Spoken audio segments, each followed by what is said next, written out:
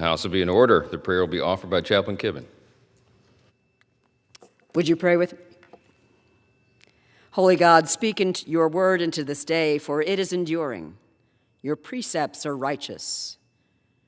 When we imagine that listening to the rhetoric of the day will increase our worth or improve our stature, remind us that your decrees are more precious than even the purest gold.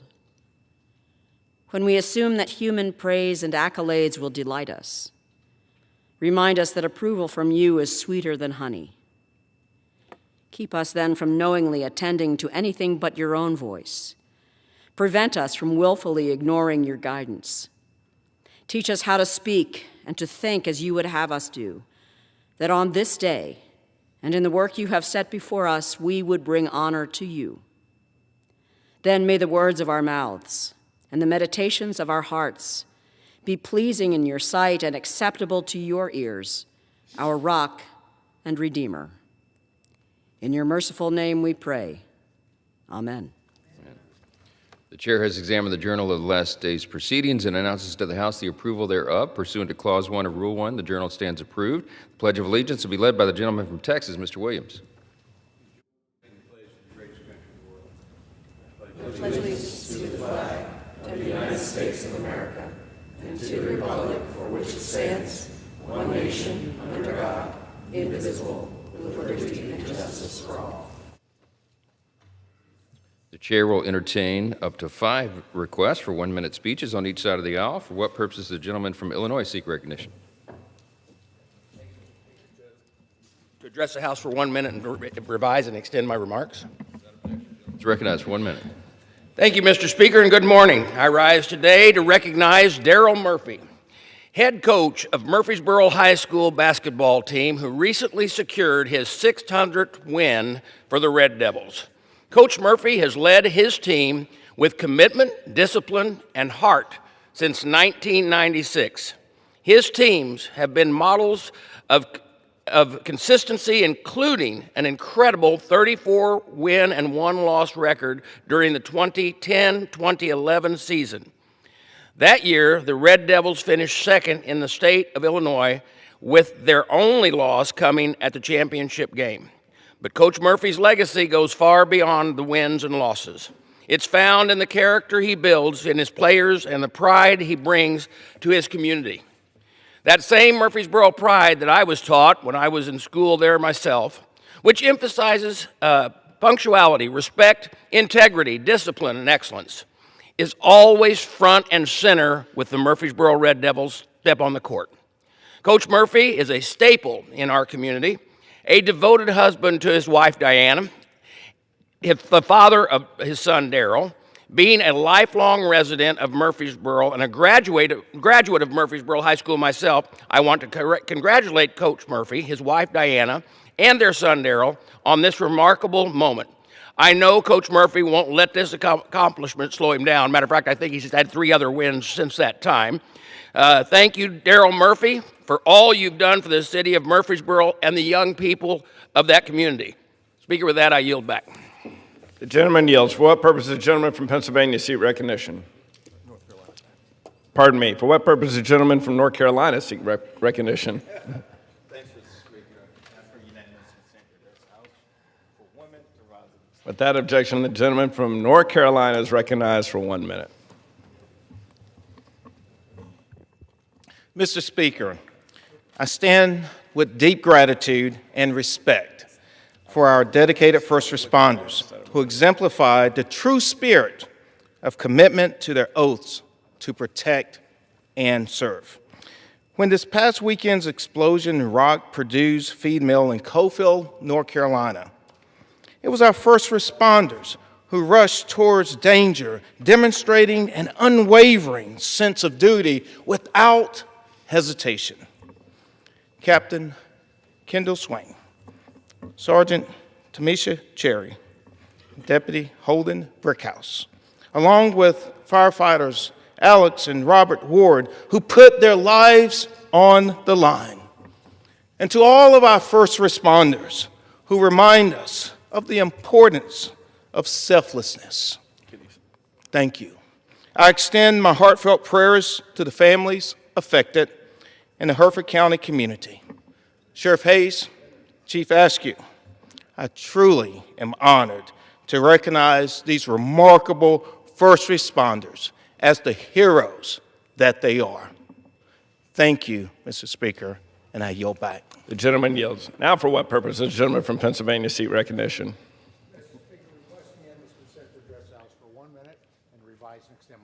Without objection, the gentleman from Pennsylvania is recognized for 1 minute. Thank you, Mr. Speaker. I rise today to recognize the Congress Bundestag Youth Exchange Program and our current CBYX intern, Max Groen. For more than 40 years, thousands of young Germans and Americans have had the opportunity to live, learn, and work in the program's respective countries. As co-chair of the German-American Caucus, I'm proud to support the CBYX program and will continue working to strengthen the relationship between our two great nations. The CBYX program is a great opportunity for participants to gain a new perspective on global affairs, politics, and immerse themselves in new cultures. Max, a native of Berlin, Germany, began interning on Capitol Hill earlier this year. Before moving to Washington, D.C., he spent a semester at Snow College in Utah. Max has spent this month helping our office with everyday operations. Following his time in D.C., he will complete an internship in Oregon with an energy company. Mr. Speaker, I thank Max for joining our office this month. He has represented Germany well, and I wish him the best in his future endeavors. Thank you, Mr. Speaker, and I yield back the balance of my time. The gentleman yields. For what purpose does the gentlewoman from Washington seek recognition? The gentlewoman from Washington is recognized for 1 minute. Without objection. Mr. Speaker, I rise today to recognize the student winners of my first annual Black History Month essay competition. Waverly Davis from Reeves Middle School in Olympia, Washington, and Ryan Walker from Curtis Senior High School in University Place. I created this program to help students share the stories of Black leaders who've influenced Washington State, especially in the times we are in today. Waverly highlighted Dorothy Hollingsworth, the first Black woman elected to the Seattle School Board in 1975, who went on to serve on the State Board of Education. Hollingsworth's commitment to civil rights and equality laid the foundation for all Washington students. From Waverly's essay, quote, "Her story has made me feel hope that things aren't always set in stone as they seem." Ryan wrote about Quincy Jones, producer, composer, musician, who started his journey in Seattle and broke racial barriers across the music and film industries. From Ryan's essay, "Talent exists everywhere, but opportunity does not, and addressing this gap is a civic responsibility." I want to thank our judges and all the students who participated. These essays remind us that Black history is Washington State history and American history. Happy Black History Month, everyone. I yield back, Mr. Chair. The gentlewoman yields. For what purpose does the gentleman from Texas seek recognition? Without objection, the gentleman from Texas is recognized for 1 minute. Thank you, Mr. Speaker. I rise today to recognize Stephenville High School, which I'm honored to represent in the United States Congress. On February 9th, the National Football Foundation named Stephenville High School the national winner of the Hatchell Cup Award. This is the highest academic team honor in high school football, and the Yellow Jackets were awarded this distinction with an outstanding 4.0 team GPA. Our community was proud to see Stephenville High School complete the football season undefeated and bring home another state title. The young men and coaches on this team have spent countless hours preparing both on and off the field. The Hatchell Cup recognition is a testament to their hard work and success. I congratulate the players, head coach Sterling Doty, and the Stephenville community. Go Yellow Jackets! In God we trust. I yield back. The gentleman yields. What purpose does the gentlewoman from Pennsylvania seek recognition? Without objection, the gentlewoman from Pennsylvania is recognized for 1 minute. Thank you, Mr. Speaker. Article 1, Section 8 of the Constitution grants Congress, and Congress alone, the power to lay and collect taxes, duties, imposts, and excises. As Chief Justice John Roberts correctly noted last week, the framers were explicit. The executive has no given power to reach into the pockets of the people to impose taxes and tariffs. The Supreme Court has now confirmed two truths that we have known. Tariffs are a tax on consumers, on you and me.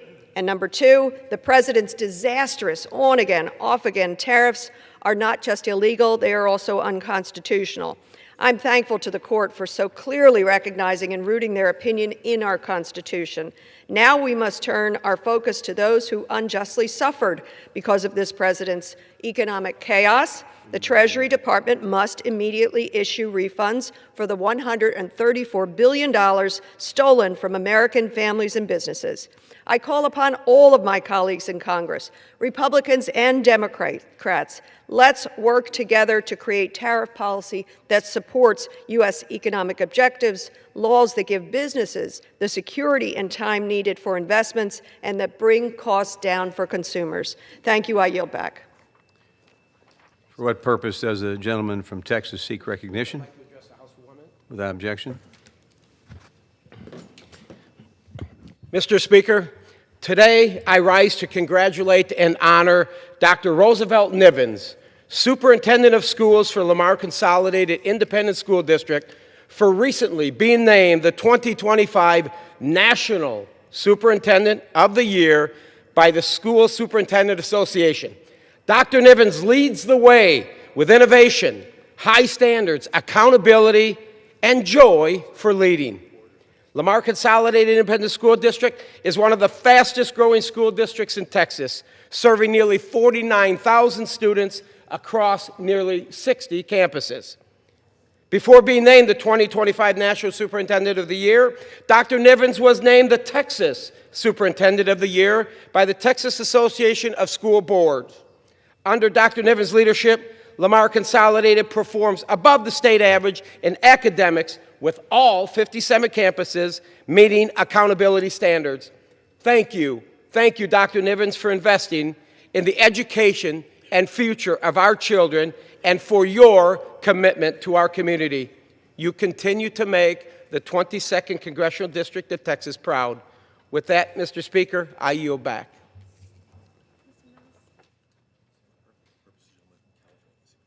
For what purpose does the gentleman from California seek recognition? Without objection, sure.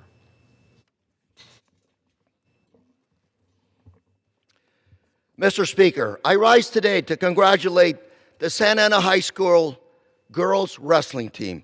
They finished as Empire League champs, Southern CIF champions, Champions Division I dual, and Eastern Division tournament champs. And they finished fourth place in the CIF Southern Section Masters. And 5 of these wrestlers will be moving on to wrestle in the state's championship tournament.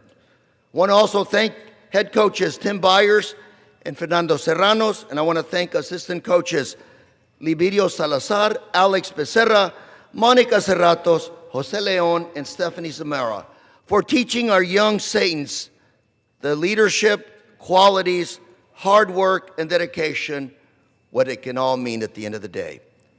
These young ladies, wrestling champs, while maintaining a GPA of 3.48. Congratulations, Saints. Once a saint, always a saint. Mr. Speaker, I yield. For what does the gentleman from Tennessee seek recognition? Mr. Skipper, I seek unanimous consent to address the House for 1 minute. Without objection. Thank you, sir. I rise today to honor my dear friend Andy Collins, a Lieutenant Game Warden retiring after 33 impressive years of service to the Tennessee Wildlife Resources Agency. Andy grew up in Knoxville and graduated from my alma mater, Bearden High School. He attended the University of Tennessee and earned a degree in fisheries and wildlife sciences. He began his career in Hawkins County before moving south to Loudoun County.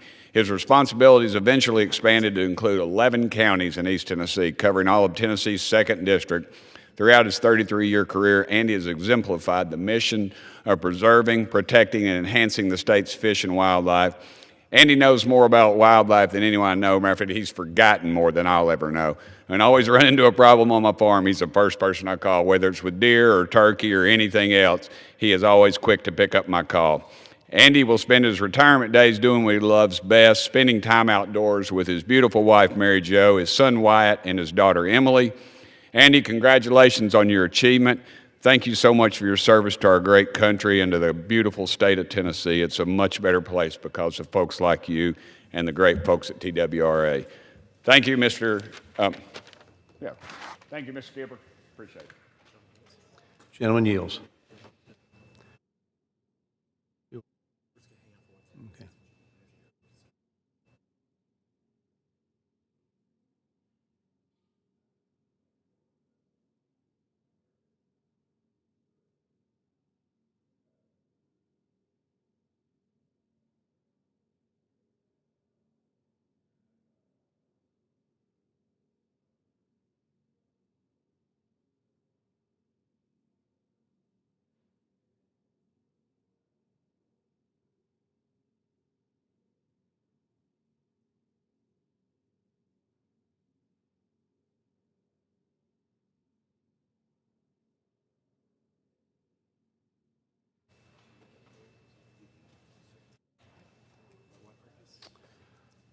Okay, for what purpose does the gentleman from Ohio seek recognition?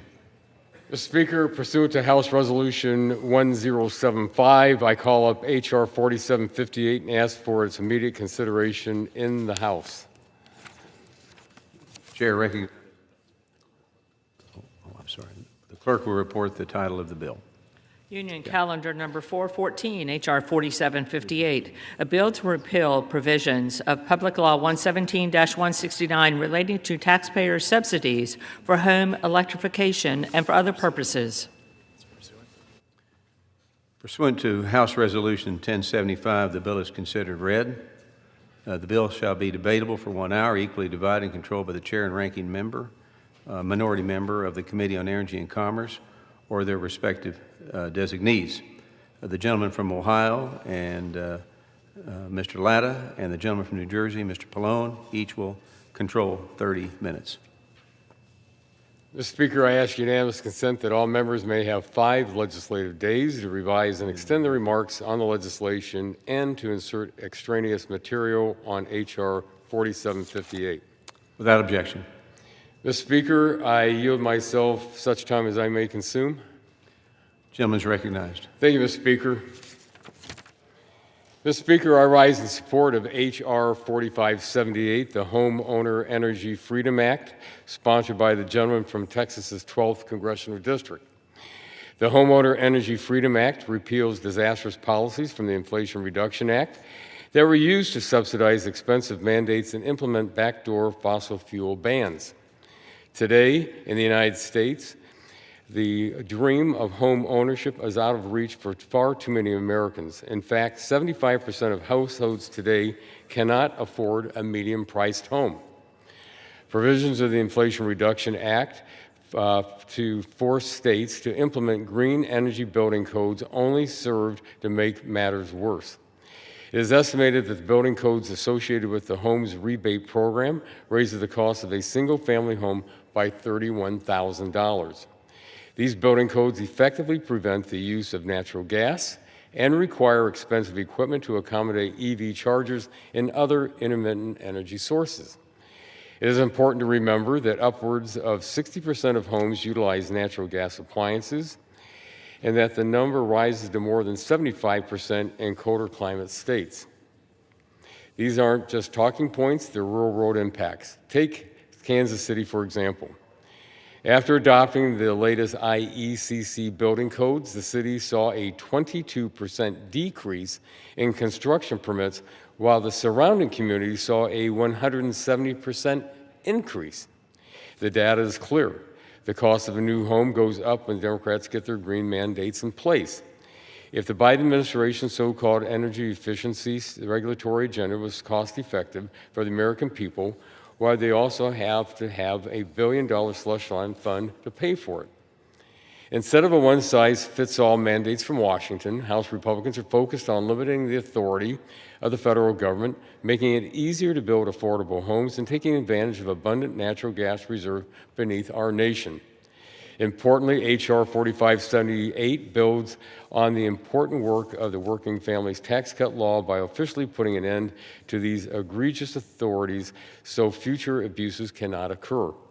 By passing this legislation, House Republicans are continuing to address the affordability for hardworking American households and responsibly protecting finite taxpayer resources. I urge my colleagues to support this legislation, and, Mr. Speaker, I reserve the balance of my time. Gentleman from Ohio reserves. The gentleman from New Jersey is recognized. Thank you, Mr. Speaker. I yield myself such time as I may consume. The gentleman is recognized. Thank you, Mr. Speaker. House Republicans simply cannot help themselves. It's bad enough that they refuse to do anything to address the affordability crisis that American families are facing today. But Republicans are doubling down on bills that will drive up energy costs for families when they're simply being stretched too thin. Yesterday we were here on the House floor debating a bill that guts appliance efficiency standards, which save families money on their power bills. And today we're back to debate the gutting of another popular program that lowers upfront appliance prices. So, Mr. Speaker, this is the 7th bill about appliances that we've debated on the House floor this past year. When I'm back home in New Jersey talking to my constituents, no one ever brings up showerhead flow or how much water their dishwasher uses. These folks want to know how we can put a stop to Trump's disastrous tariffs, which are a tax on the American people and which raise the price of absolutely everything we buy. They want to know what Congress is doing to lower their skyrocketing health care premiums.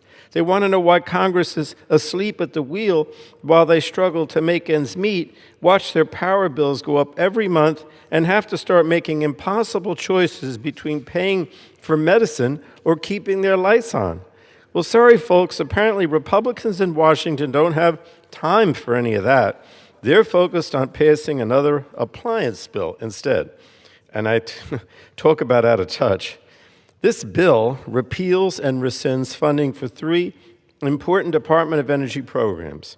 First, it rescinds funding from the Home Electrification and Appliance Rebate Program.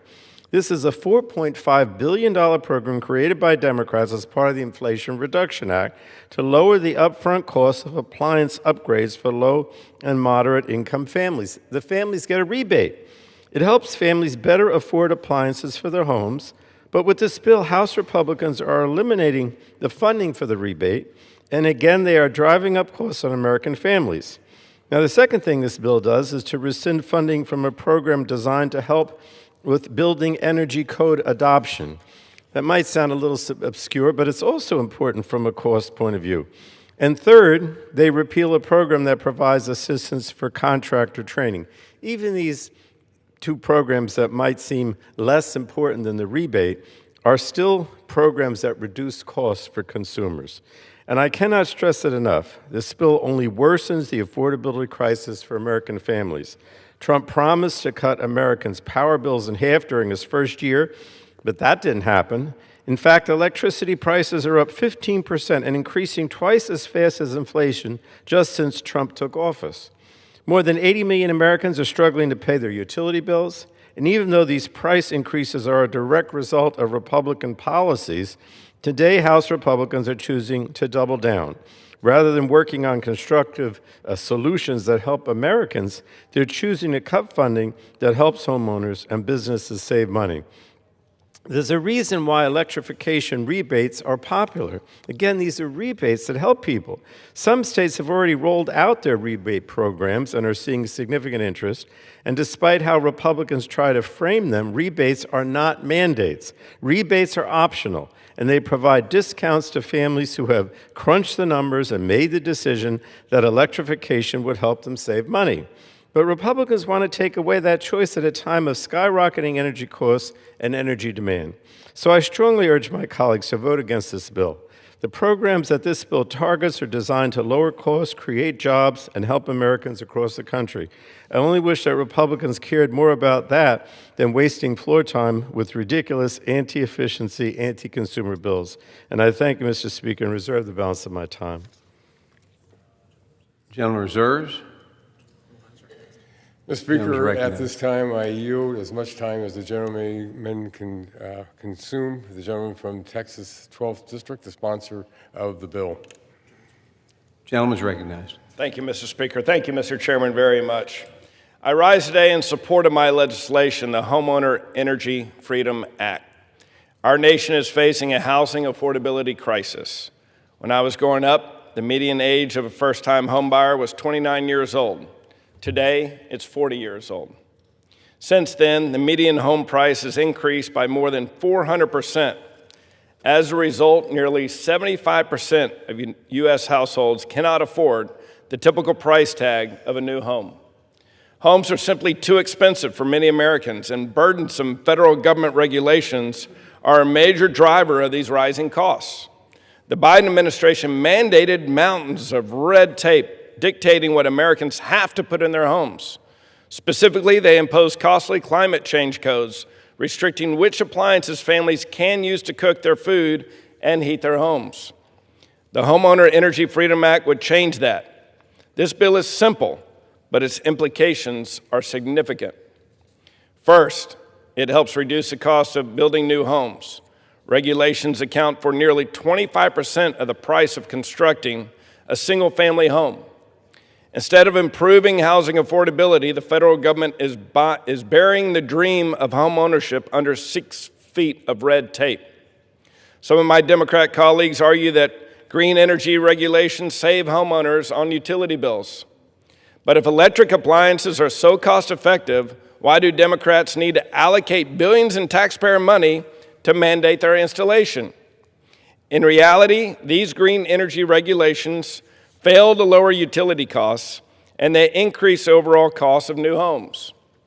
Home builders estimate that these energy regulations have increased the price tag of a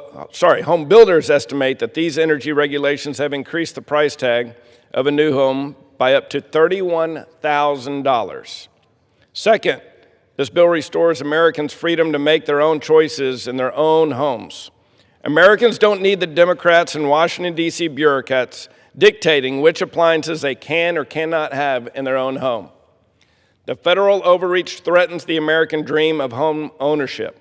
For generations, Americans have worked hard, raised families, and built their lives in their homes. Home ownership remains foundational to financial security and long-term prosperity. Americans are calling on Congress to improve housing affordability. We must act to ensure hardworking Americans can raise a family in a home of their own. We must repeal these costly green energy mandates. We must reduce the cost of new homes. We must return consumer choice to homeowners. And we must restore the American dream of home ownership.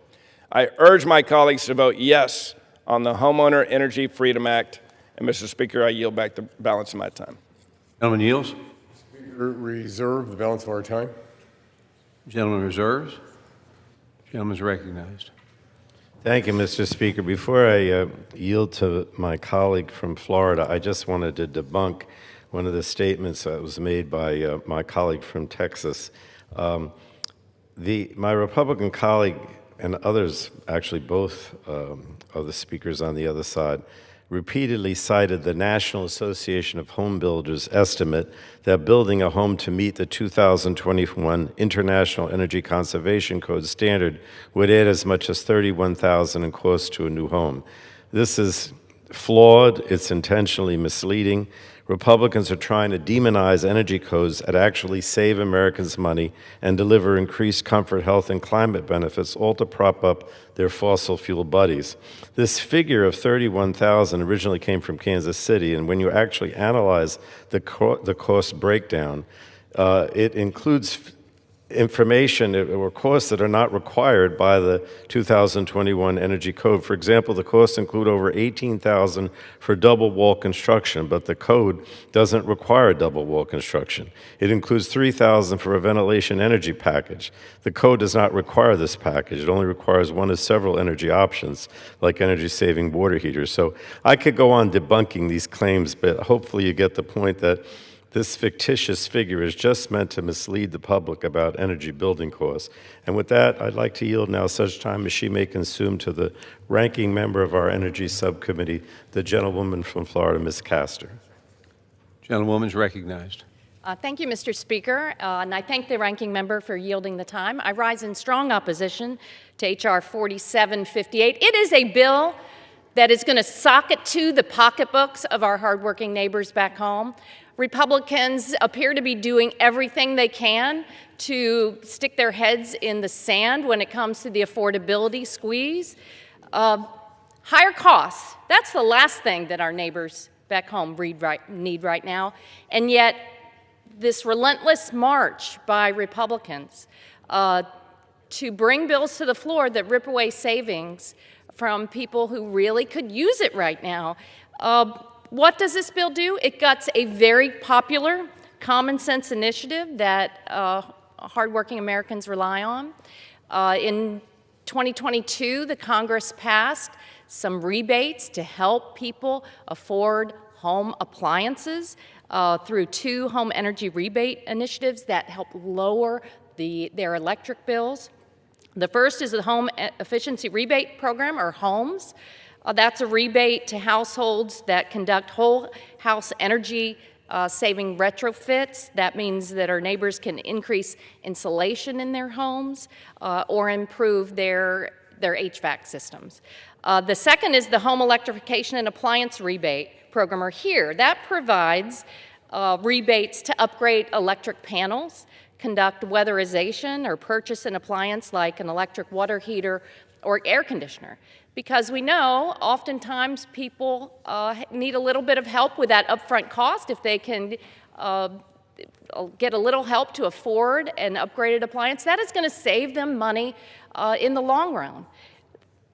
So it's just a real head scratcher while Republicans are bringing this bill in the midst of an affordability crisis. But I think when you look, if you listen to the State of the Union last night, that's a little bit illuminating, because the president said everything's great in America. He solved it. There's no affordability squeeze. Look at our economy is roaring. Everybody's doing great. That's not what I hear from my neighbors back home in Florida. Everything costs more. In fact, 80 million Americans are struggling to pay their utility bills. Electric rates across the country are up by 13% on average and higher in a lot of places. And then these illegal, arbitrary tariffs have added to this affordability squeeze. Many analyses have it at the average household paying $1,700 more per year because of the Trump tariffs. And Republicans in Congress have been supportive the entire way along. And even after the United States Supreme Court ruled last week that the tariffs, these high import taxes, the highest in 100 years on households making their groceries, their appliances, everything costs more. Even after the Supreme Court said they're illegal, you don't have the authority to do that, the president doubles down and he says, oh, yes, I do, and in fact, I'm going to inflict more pain. And Republicans last night in this chamber cheered more taxes on hardworking Americans. So this relates directly to the bill that we're debating today, because we're talking about affordable appliances. And you know what tariffs have done to the cost of appliances? Tariffs have driven a steady rise in appliance pricing, hitting American consumers with higher costs for essentials like refrigerators, washers, dryers, dishwashers. And because most appliances rely on imported steel, aluminum, and foreign-made components such as motors and control boards, tariffs on both finished goods and parts have pushed up production and import costs. Retailers and manufacturers are working on very slim margins. They have passed along all of these increases directly to shoppers, leading to some of the fastest price jumps in years. And now that the president said, I thumb my nose at what the Supreme Court has told me, and is now inflicting new pain and new taxes on America, new tariffs, that's going to keep appliances, the prices of appliances, elevated. at a time when people are really under the gun and feeling the squeeze. They're going to make it harder to replace or upgrade big-ticket items. And the result is this persistent squeeze on family budgets with no meaningful relief in sight. And people will tell you this. They'll say, oh, okay, I might have listened to that speech last night, but they are out of touch. Everything is not all well. The affordability crisis is not solved. And now you bring a bill to the floor that makes it harder, that makes everything more expensive for people back home. 54 states have already are already getting these rebate initiatives out, getting the money into the pockets of consumers. Governors and state energy offices have dedicated their own funding and staff time, and they're working with the Department of Energy. This is something that Americans of all political stripes will support, and they need it. Texas received $689 million to help Texans afford new appliances and weatherize their homes. Ohio received $259 million. You're going to rip that away. Kentucky received $134 million. In Georgia and North Carolina, where rebates are already in place, participating families are saving over $1,000 a year. Now, that doesn't make up for the tariffs, the pain inflicted, the higher costs that people are paying, but it sure will help. Every dollar will help working families right now. In Florida, I know my neighbors are very eager to take advantage of the $346 million in cost savings that will come under these initiatives. We received it just last week. And you know why it's particularly important to parts of the country that have experienced disasters and hurricanes? Because I'll tell you a story. I was meeting with a small business owner and homeowners last week that are still recovering from Hurricanes Helene and Milton. One of my neighbors, Rebecca, is a retiree on a fixed income, living in a 960 square foot home in St. Petersburg. And when Helene hit, she lost her car, her furniture, her washer and dryer. She lost her air conditioner. And then what happened in the subsequent months? Electric bills went up, up, up. Last year, $170 in May, $258 in June, $314 in July. And as people try to rebuild, they could really use these rebates as they're replacing their appliances. Why do Republicans want to make life so much harder and more expensive? I guess because they believe what the president said last night, that everything's great, everything's fine, nothing to see here. Well, that's out of touch. It's really out of touch. For all of these reasons, at the appropriate time, I will offer a motion to recommit this bill back to the committee if the House rules permit it. I would have offered the motion with an important amendment to this bill. My amendment would require the Secretary of Energy to certify that implementation of this act would not increase costs for homeowners and renters. So I ask unanimous consent to insert into the record the text of this amendment. Without objection. Thank you, Mr. Speaker. Mr. Speaker, our neighbors are suffering an affordability crisis. They want policymakers in Washington, D.C. to help solve problems and bring down the cost of living. Every time the president and congressional Republicans deny that this is happening and say everything is great and everything is well, you're doing a real disservice to hardworking American families. Tariffs, higher electric bills, cost of housing, the cost of groceries. You can't turn a blind eye to it, and you shouldn't. What you should do is adopt my motion to recommit and defeat this bill. Vote no. Our neighbors deserve better. Thank you, and I yield back my time. Gentlelady yields back.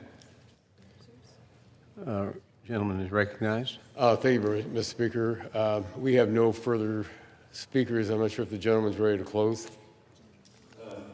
Mr. Chairman, I just wanted to yield some time briefly to Mr. Hoyer, if I could. Gentleman is recognized. I thank the gentleman for yielding, and I rise in opposition to this bill, and I adopt the comments of my distinguished colleague from Florida. But I also want to speak on behalf of a unanimous consent that we'll request. The President last night spoke to the nation, And one of the things he said was that TSA, Coast Guard, FEMA are not operating.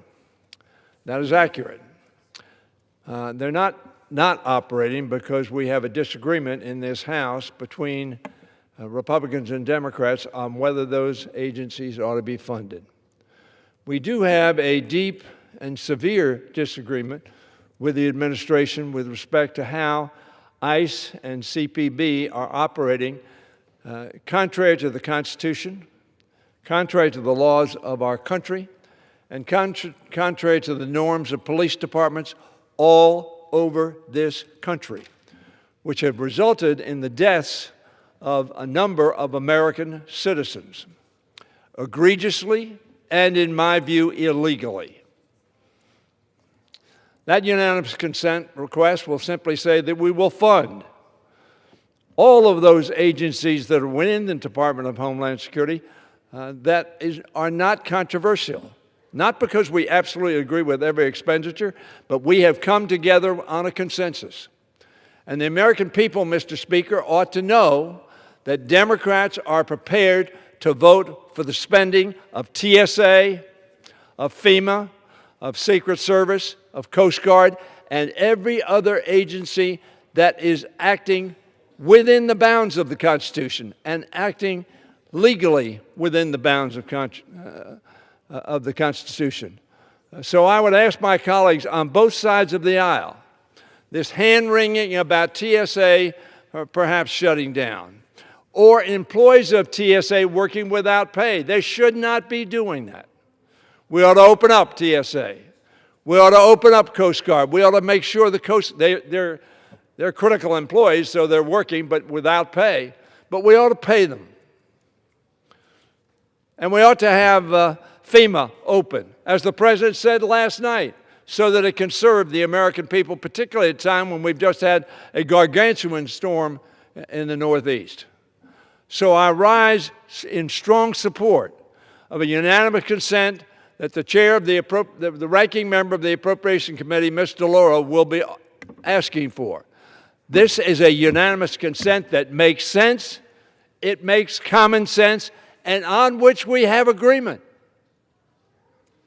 What we disagree with is the unconstitutional, illegal, unlawful, and death-causing activities of an out-of-control agency at the instance of the President of the United States. So I ask my colleagues on both sides of the aisle, let's make sense. Let's say yes to what we agree on. And I thank the gentlelady from Connecticut, the leader on our side of the aisle of the Appropriations Committee, for initiating this effort. I took this time because I'm not sure we're going to have time on the other bill. But I urge my members on the Republican side of the aisle, do not object to this unanimous consent, because it does what you say we ought to be doing.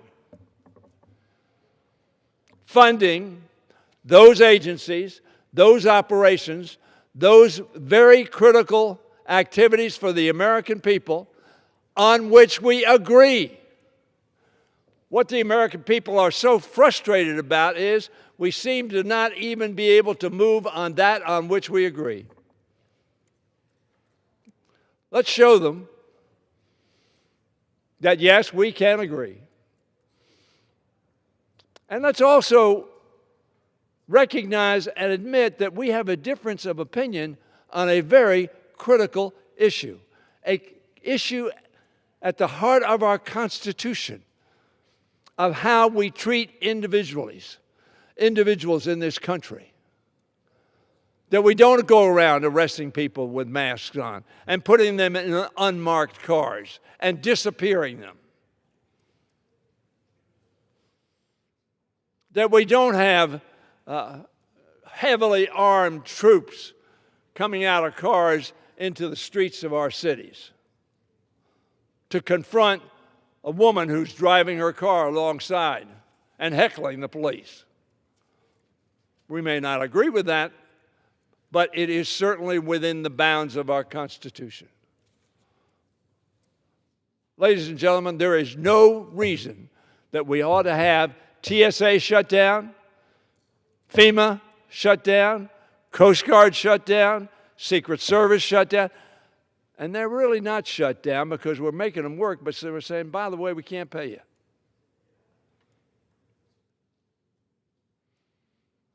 If you get up and you say Democrats are shutting down those agencies, you are not telling the truth. Because Democrats are prepared right now to pass legislation, which will be offered by the gentlelady from Connecticut, to fund everything but that on which we disagree. Isn't that reasonable? Isn't that what we ought to be doing as legislators, as Americans, as people who have sworn an oath to uphold the Constitution and laws of this country? I urge my colleagues, particularly my Republican colleagues, do not object, because your objection will be to continue to hamper the agencies on which we agree that are serving the American people. If the gentlelady from Connecticut would like me to yield to her, I'd be glad to do that.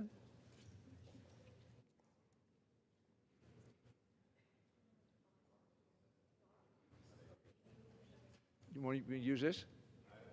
Mr. Hoyer, I think I have to yield to. Oh, okay. Yes, The thank gentleman from New Jersey. And I will yield now to the ranking member of the Appropriations Committee, the gentlewoman from Connecticut, Ms. DeLauro. Gentlewoman is recognized.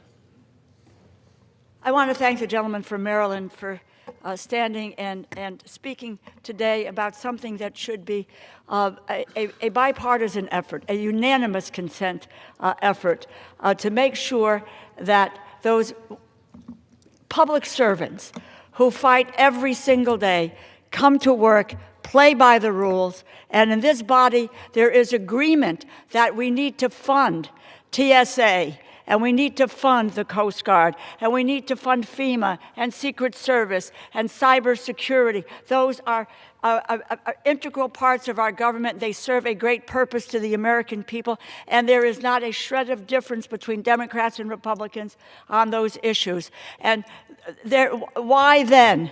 Why then can we not, by unanimous consent, say, let us fund these agencies through the rest of the year?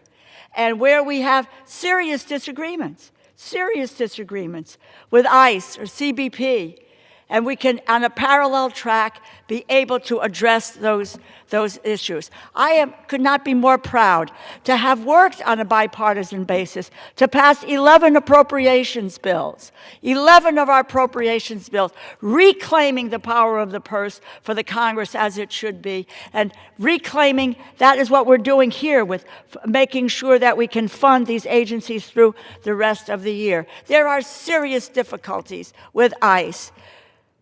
The American public gets it. They understand it. This is a marauding band of masked and armed agents all over our streets and terrorizing our communities and being responsible for the killing of Renee Good and Alex Preddy. It is unconscionable. And the Democrats have made reasonable demands for reform. Reforms that have been in the public view now for a very long time. How about we don't detain and deport American citizens? How about we unmask? How about body cameras? How about a warrant before you knock in somebody's door? What about training? Serious training, not 47 days of training. These are absolutely bedrock reforms that can be done, and we can overhaul an agency, make it run as it is supposed to be run. Do we need to have border enforcement? Yes, but this is out of control. And that's the debate that we should be having and the negotiation that we should be having, not on the agencies that play such a role. Look, we just have serious snowstorms all over the country. My state of Connecticut declared an emergency. Aren't we going to indicate that we have going to deal with FEMA and help people out? Very simply speaking, it's a simple premise. Let's take the Department of Homeland Security bill, where we have major agreement on the bulk of the bill. Let us pass the bill in that context and fund those agencies, take care of those folks, and fight for demands on reforming ICE and CBC. I yield back. Gentleman from New Jersey. Can I close at this point? We have no further speakers. You have another speaker? Gentleman from New Jersey is recognized. I reserve, Mr. Speaker. Gentleman reserves.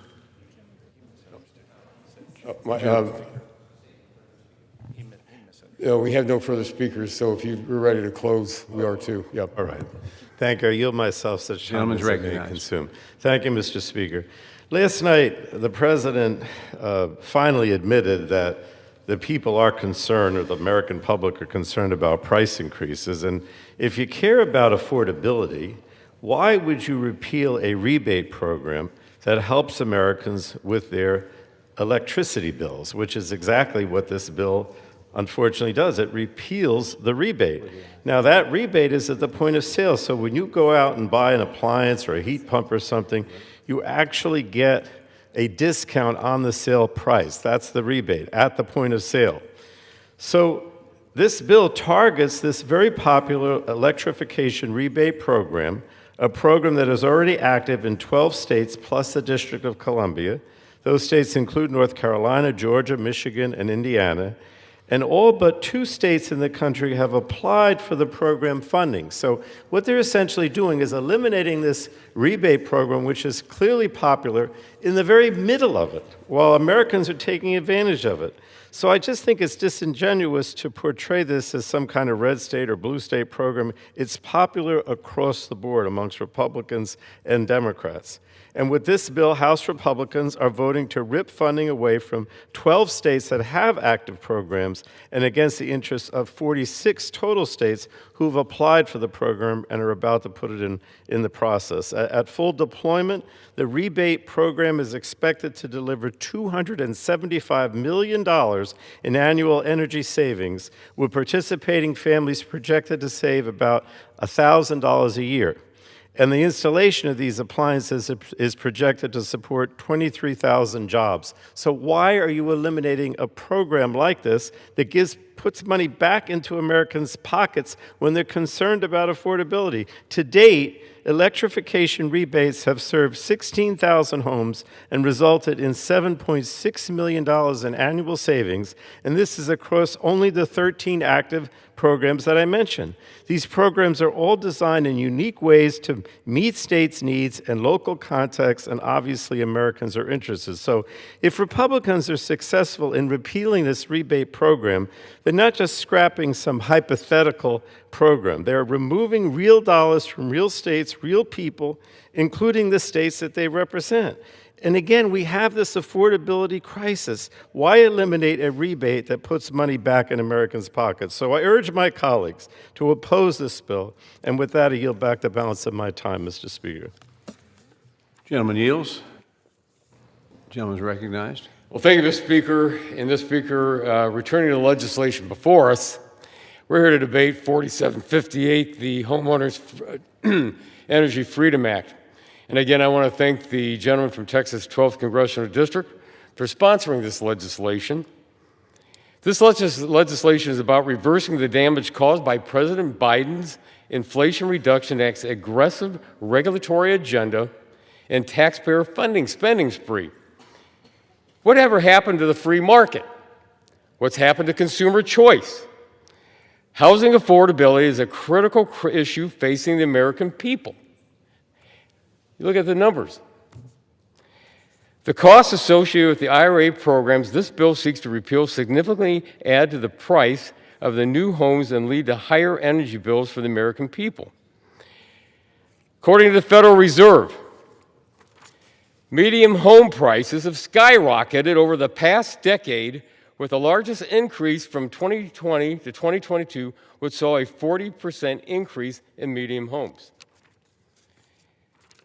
When you talk about the home rebates that we're talking about here today and who's getting them, according right here,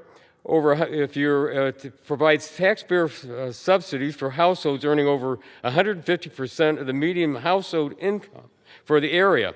So the data from 2024 shows that the median income in the District of Columbia was $104,800, meaning that households in Washington making up to $156,000 can receive taxpayer subsidies to upgrade their appliances. And the same numbers in 2024, median income for Massachusetts was $113,900, meaning that households making up to $170,850, which is nearly double the nationwide median household income, can qualify.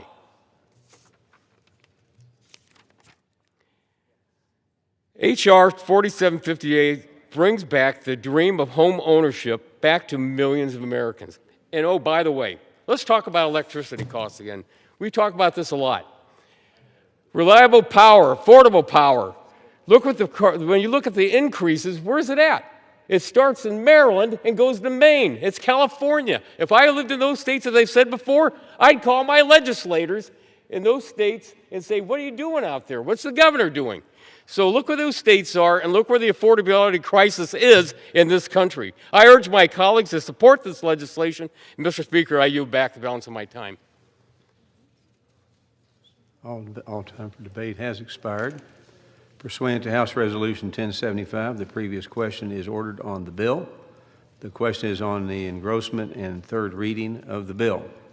Those in favor say aye. Those opposed say no. The ayes have it.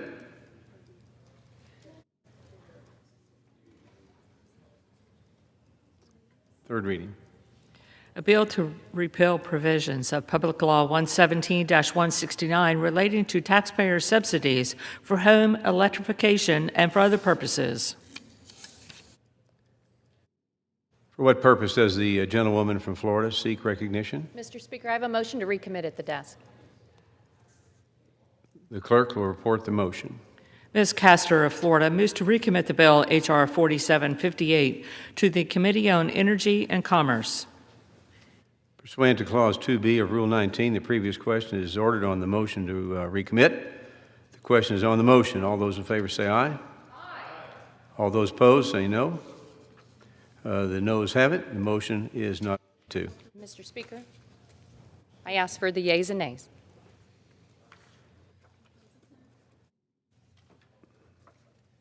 The yeas and nays are requested. Those favoring a vote by the yeas and nays will rise. Sufficient number having risen, the yeas and nays are ordered. Members will record their votes by electronic device.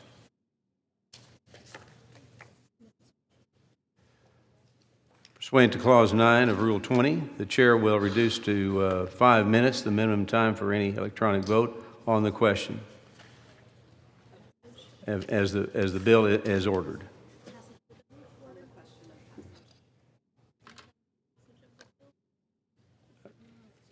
The question of passage of the bill, if ordered. And this is a 15-minute vote.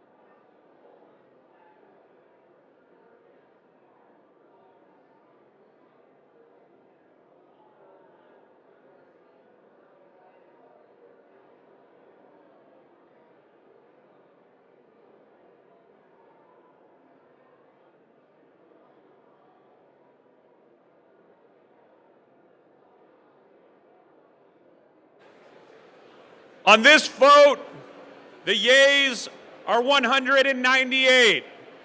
The nays are 208. The motion is not adopted.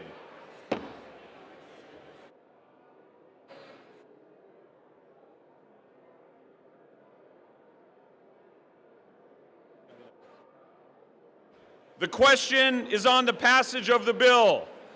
Those in favor, please say aye. Those opposed, please say nay. In the opinion of the chair, the yeas have it. Mr. Speaker, I'd ask for the yeas and nays. What reason does the good member from New Jersey seek recognition? I would ask for the yeas and nays, Mr. Speaker. The yeas and nays are requested. Those favoring a vote by the yeas and nays will rise. A sufficient number having risen, the yeas and nays are ordered. Members will record their votes by electronic device. This is a 5-minute vote.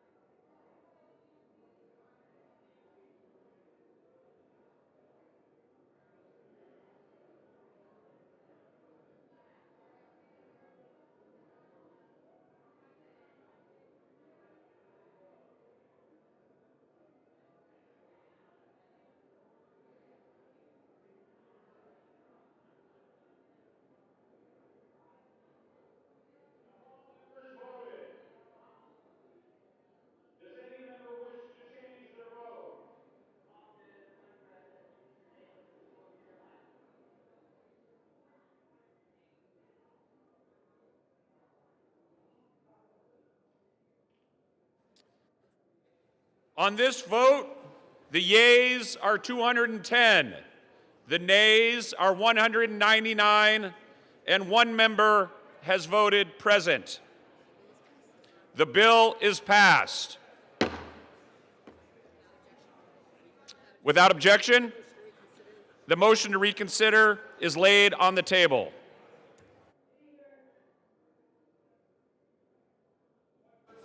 And gentlewoman seek recognition.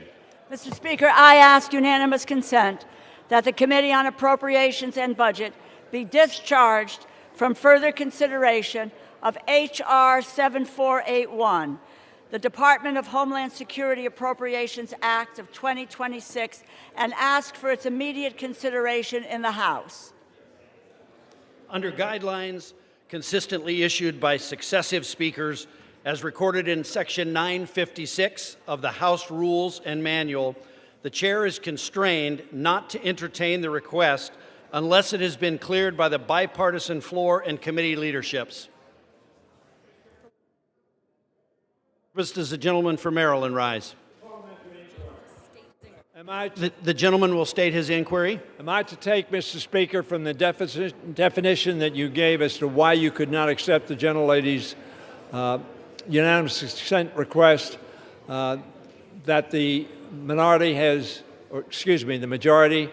not agreed to funding the balance of the DHS bill other than CPB and ICE? As indicated in Section 956 of the House Rules and Manual, it is not a proper parliamentary inquiry to ask the chair to indicate which side of the aisle has failed under the Speaker's guidelines to clear a unanimous consent request. I thank the gentleman, and we are not objecting.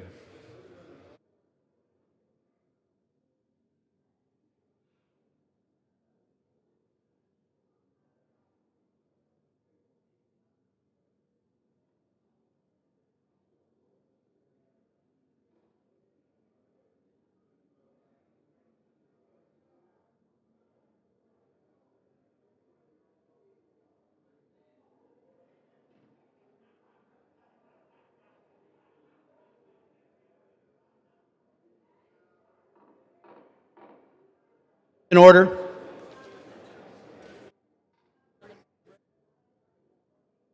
For what purpose does the gentleman from Rhode Island seek recognition? Mr. Speaker, I ask unanimous consent to address the House out of order. Without objection, the gentleman is recognized. Today, as Rhode Island digs out from a historic blizzard, we rise to honor two Rhode Islanders, Rhonda and Aiden Dorgan, whose lives tragically ended in the horrific shooting at a high school hockey game last week in Pawtucket. 3 other Rhode Islanders were injured in the shooting and remain in the hospital. Today, we hold in the light the victims, their families, the teams, school communities, and the broader Rhode Island community as they work to heal from yet again another act of gun violence.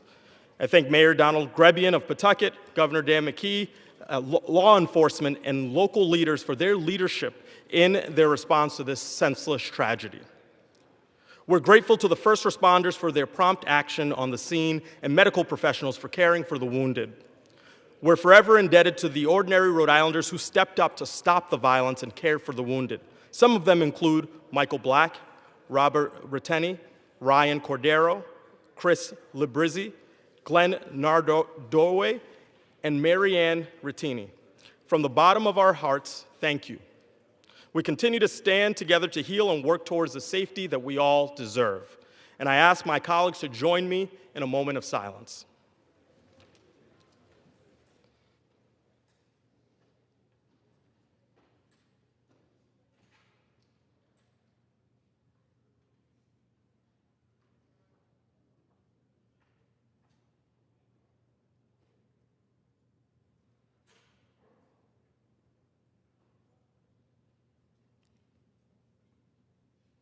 I yield back. The gentleman yields back.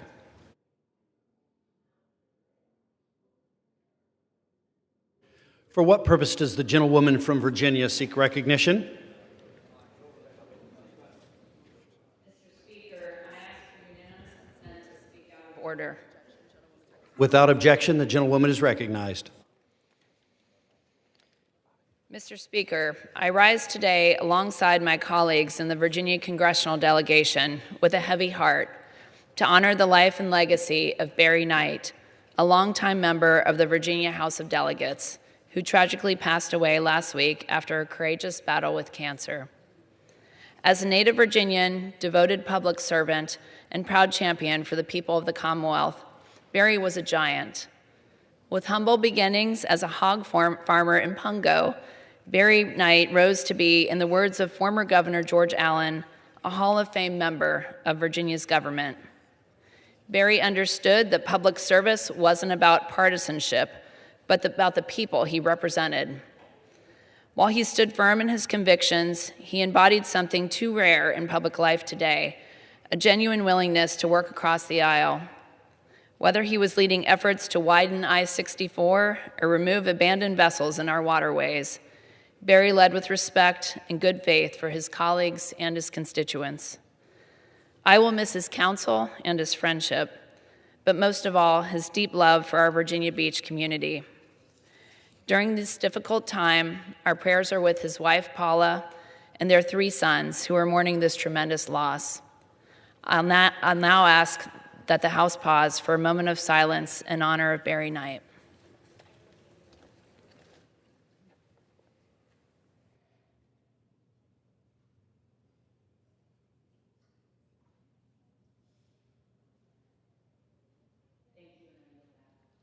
The gentlewoman yields back.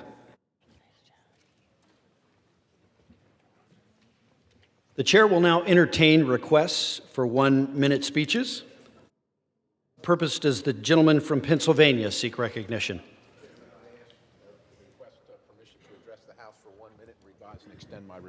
Without objection, the gentleman is recognized for 1 minute. Thank you, Mr. Speaker.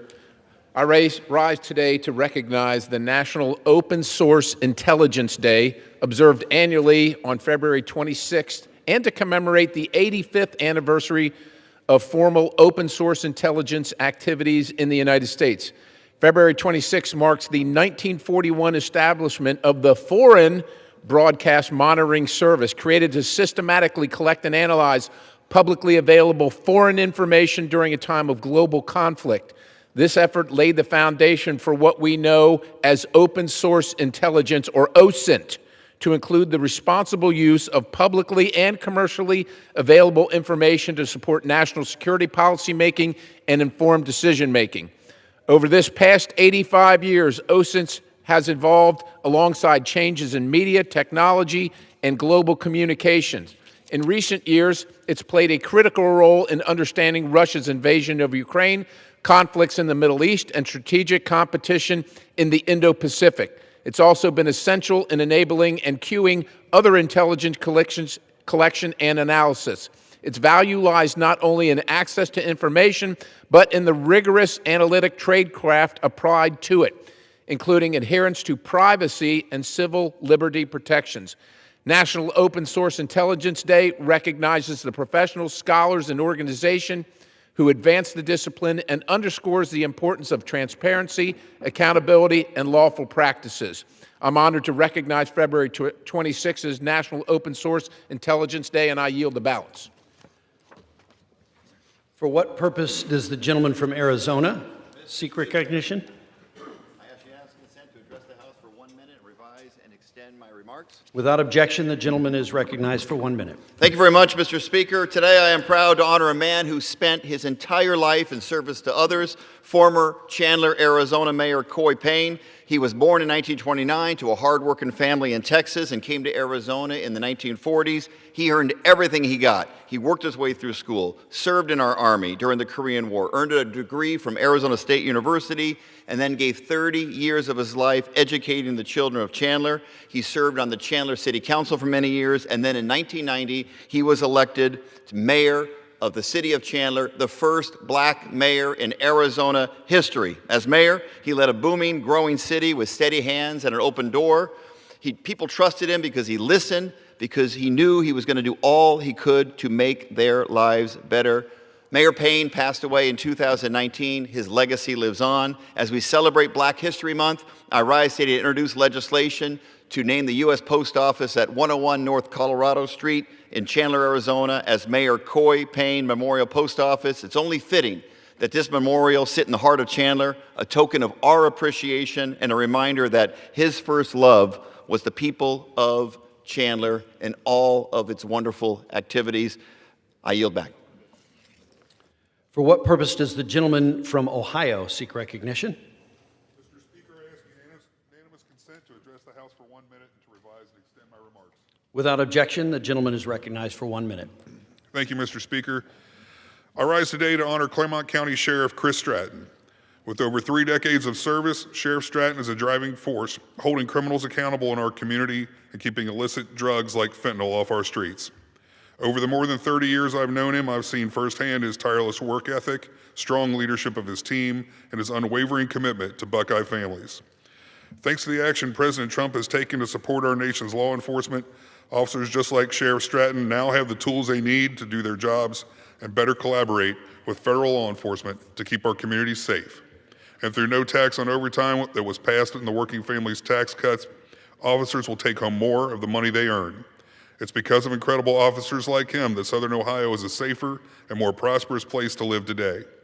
Buckeye families can breathe a sigh of relief because they have law enforcement that are tough on crime and a president who backs them all the way. Thank you, Mr. Speaker, and I yield back. For what purpose does the gentleman from Missouri seek recognition?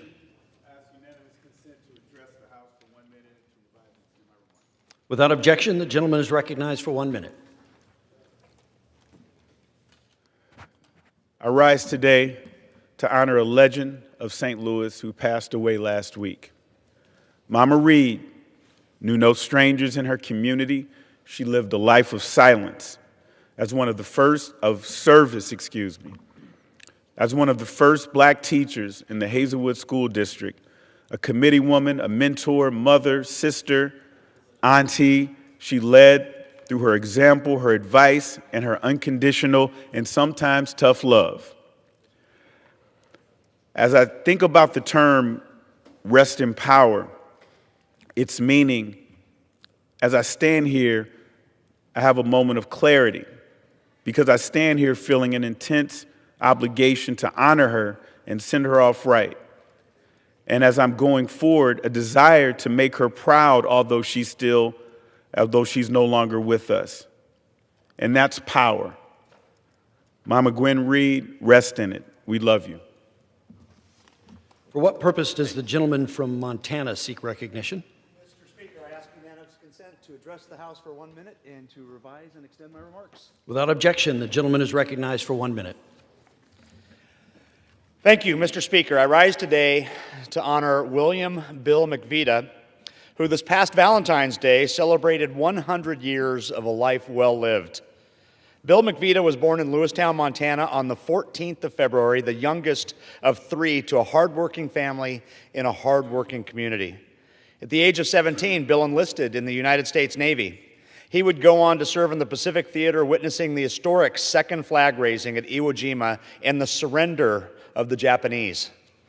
For his service, Bill received the American Theater Campaign Ribbon, the Asian Pacific Ribbon with 2 stars, and the World War II Victory Medal. After the war, Bill married his childhood sweetheart, Janet, raised 2 children, and built a respected career in human resources management with Lockheed Martin and with Northrop Grumman. Mr. Speaker, Bill McVita is a great American and a true patriot. The world needs more men like him, not fewer.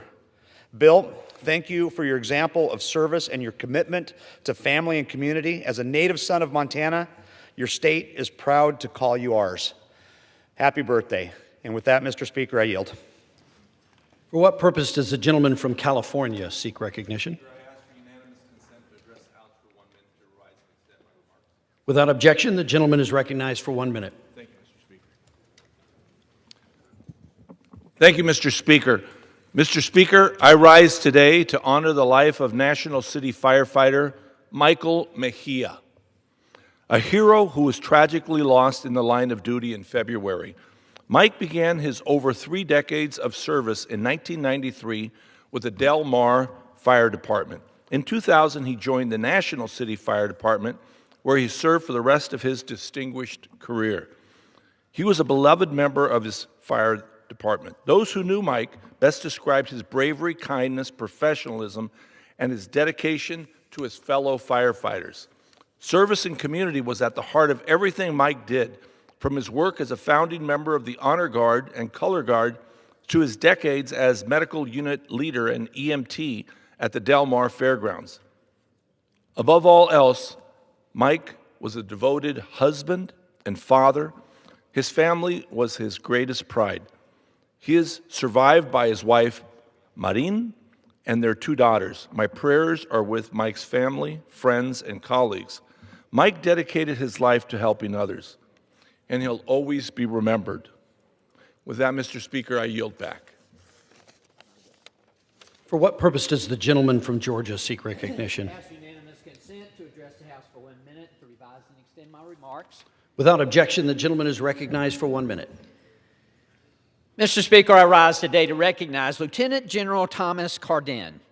General Cardin has been promoted to Vice Chief of the National Guard Bureau, the second highest position in the National Guard, overseeing soldiers and airmen.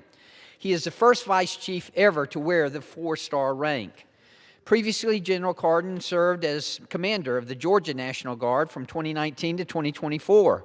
He began his journey of selfless service at age 18 when he enlisted as a private in the Georgia Army National Guard. Throughout his career, General Cardin has held many leadership roles, serving as a shining example to those he led. He has a strong academic background with degrees in history, human resource management, and strategic studies. Few people have demonstrated unwavering commitment, integrity, and dedication to duty the way that General Cardin has. As a fellow Georgian, I'm proud of his exemplary service to our state and to our nation. I am confident he will lead with honor in this new role. We thank General Cardin for his lifelong service to this great country. Thank you, Mr. Speaker, and I yield back. For what purpose does the gentlewoman from Ohio seek recognition? Revise and extend my remarks. Without objection, the gentlewoman is recognized for 1 minute. Mr. Speaker, I rise today and every day on behalf of the people of Northwestern Ohio, farmers, factory workers, small business owners, nurses, veterans, retirees. They carry the heavy burden of President Trump's reckless trade war. Tariffs hit our region harder than almost anywhere in our country. Why?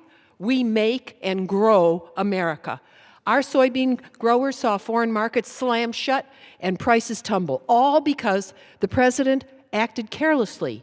Many still are waiting to be made whole as export markets vanish. Our manufacturers, from steel processors to auto suppliers, are writing off huge losses, paying more on parts for materials and squeezing margins and laying off workers. Small retailers, restaurants, child care centers face higher costs they cannot absorb. Every family pays more at the checkout counter, and tariffs and reckless trade wars raise prices.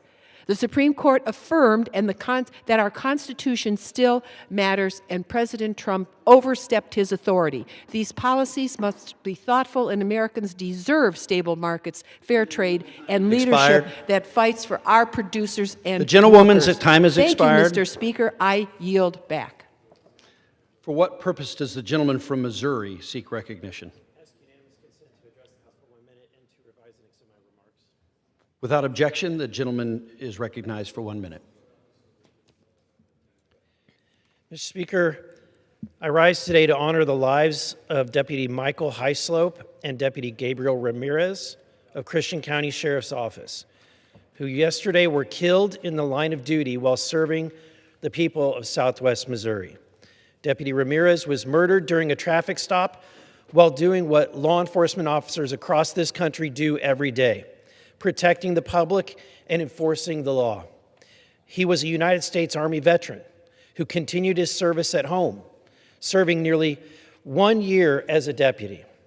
What followed was a dangerous manhunt that stretched through the night and ended near Reed Springs, where Deputy Hyslop was killed while helping bring the violence to an end. Deputy Hyslop was also a United States Army veteran and had served his country as a deputy for more than 6 years. 2 other deputies were also shot and countless officers placed themselves in harm's way to protect others. Their courage and sacrifice stand in stark contrast to the evil that they confronted. Today, we grieve for two families who have lost sons, husbands, and brothers, and we honor public servants who answered the call to stand between danger and their neighbors. Please join me in praying for their families, the injured officers, and the entire law enforcement community as they carry this profound loss on their hearts. And I ask for a moment, Mr. Speaker.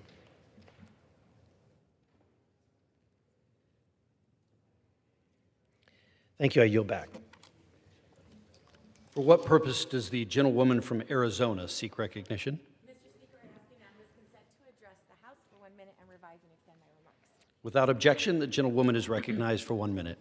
Thank you. Today I rise to recognize an extraordinary educator from Arizona's 7th Congressional District and Tucson Unified School District, Ms. Monique Peralta, and to celebrate a true full-circle story of public education.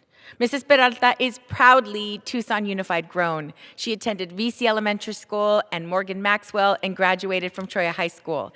Today, she teaches in the same community that raised her. For 25 years, she has walked into her classroom determined to make every student feel seen, make sure they learn, and they believe in themselves. Her students, including all of my 3 children, know her as someone who cares deeply and inspires lifelong learning. Her colleagues know her as a mentor, and her community knows she never forgot where she came from. Mrs. Peralta reminds us that public schools build futures and that great teachers change lives. On behalf of Arizona's Congressional 7th District, we thank Mrs. Peralta for 25 years of dedication, compassion, and service. We are proud of you, and we are so grateful for you. Te queremos mucho, Señora Peralta. Thank you, and I yield back.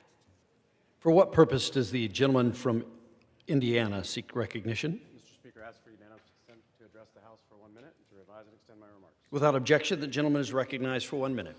Thank you, Mr. Speaker. I want to congratulate President Trump for his successful State of the Union last night. With Republicans' help here in Congress, we've worked nonstop to bring down costs and empower everyday Americans. For instance, President Trump has negotiated countless trade deals to bring manufacturing back to America. Tariffs have led to massive investments, particularly in Indiana, including investments from John Deere and General Motors and many small to mid-sized companies. President Trump is also helping Americans by lowering prices on gas and food. Along with Republicans, he's worked to implement Trump accounts to ensure financial resources for future generations. Above all, President Trump has built off the work of the late Charlie Kirk to put God at the center of American exceptionalism. Our country has rebounded with safer streets, peace through strength, and tremendous tax cuts. As America marks its 250th anniversary, I just want to say thank you and support the work that Republicans and President Trump are doing to make sure that America wins in the future and that God may bless America to continue to be the great nation that we are blessed with. Thank you, and I'll yield back. For what purpose does the gentleman from California seek recognition? Mr. Speaker, I ask unanimous consent to address the House for 1 minute. Without objection, the gentleman is recognized for 1 minute. Mr. Speaker, another war in the Middle East is not America first. That is why Congressman Massey and I will introduce a bipartisan Iran war powers resolution. America first means Congress first on matters of war and peace. Every member in this body must go on the record about whether we should have another endless war in the Middle East. The American people are sick of billions of dollars going for overseas wars. They want that money for manufacturing jobs here, for health care here, for child care here, for education here. There is no doubt the Iranian regime is brutal in killing protesters and murdering their own people. But an American war will only inflame nationalism and will not prevent them from getting the bomb. We need a better approach. We need to focus on our country's economic development.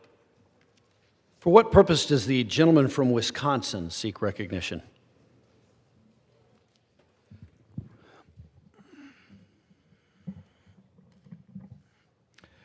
I'd like to I'd like to ask permission to. Without objection, the gentleman is recognized for 1 minute. I'd like to one more time congratulate President Trump on a great speech last night. He's a great orator, and I think of the 6 speeches I've heard him give in this chambers, that was the best one yet. He did a great job of recounting the successes he's had in immigration, the successes he's had in health care, the successes he's had using the tax code to help out parents with children, which is, I think, the one area in life in which having a decent revenue stream is most important. However, he did lay out what's going to be a future conflict within the Republican Party, and it's important that our conservatives are aware of it. President Trump is conscious of the fact that as revenue comes in from the tariffs, there are people who are going to want to spend it and people who are going to want to lower other taxes. And it's important that all true Republicans weigh in to double their efforts to make sure that we do not use any of these increased tariffs to increase the role of government in people's lives. Thank you. Under the Speaker's announced policy of January 3rd, 2025, the gentleman from Arkansas, Mr. Hill, is recognized for 60 minutes as the designee of the Majority Leader. Mr. Speaker, I ask unanimous consent that all members may have 5 legislative days in which to revise and extend their remarks and include extraneous material on the topic of the special order. Without objection. Mr. Speaker, I'm honored to rise today with my colleagues to lead the House of Representatives in reading President George Washington's farewell address.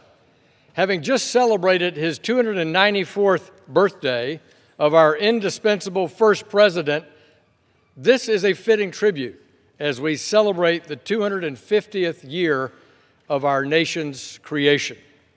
The farewell address is a remarkable document. Published in the American Daily Advertiser on September 19, 1796, it was never delivered in person, but it was widely read and remains one of the most important documents in American history. President Washington completed his 2 terms as our indispensable first president. First in war, first in peace, and first in the hearts of his countrymen. Every step of the way, he viewed his actions through the lens of precedent it would set for the presidency and for future presidents. His dress, his decorum, his relationship with Congress, his decisions about his cabinet, and his approach to executive decision-making. In this address, you'll see clearly that he ended his extraordinary public career on a high note. The practice of reading the farewell address began in a joint session of the Congress on February 22, 1862, during the darkest days of the Civil War.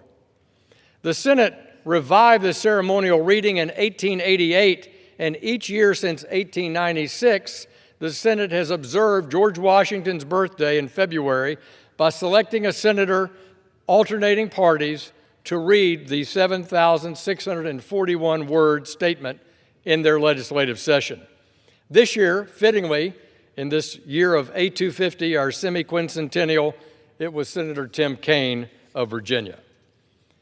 The House revived the ceremonial reading in 1889 and continued intermittently until 1933, after which it became an annual fixture until 1979.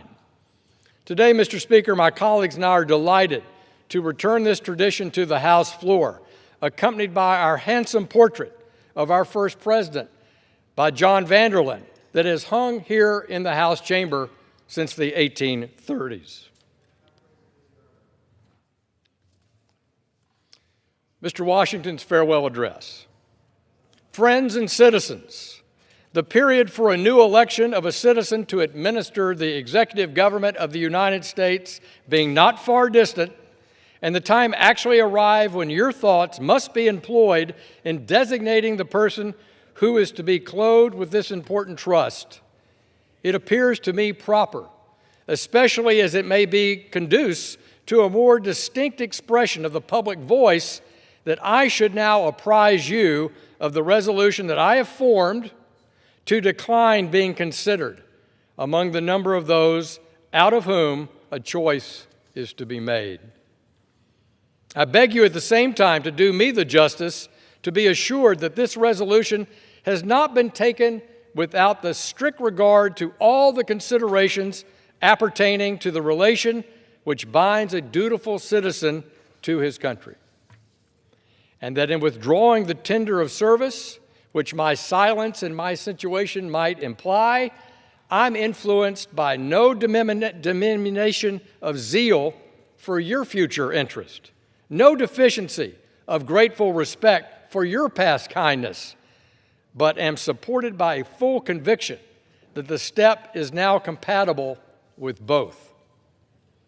The acceptance of and continuance hitherto in the office to which your suffrages have twice called me have been a uniform sacrifice of inclination to the opinion of duty and to a deference to what appeared to be your desire.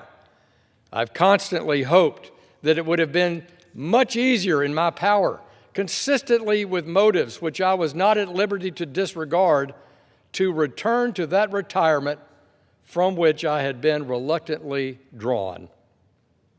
The strength of my inclination to do this, previous to the last election, had even led to the preparation of an address to declare it to you. But mature reflection on the then perplexed and critical posture of our affairs with foreign nations and the unanimous advice of persons entitled to my confidence impelled me to abandon the idea.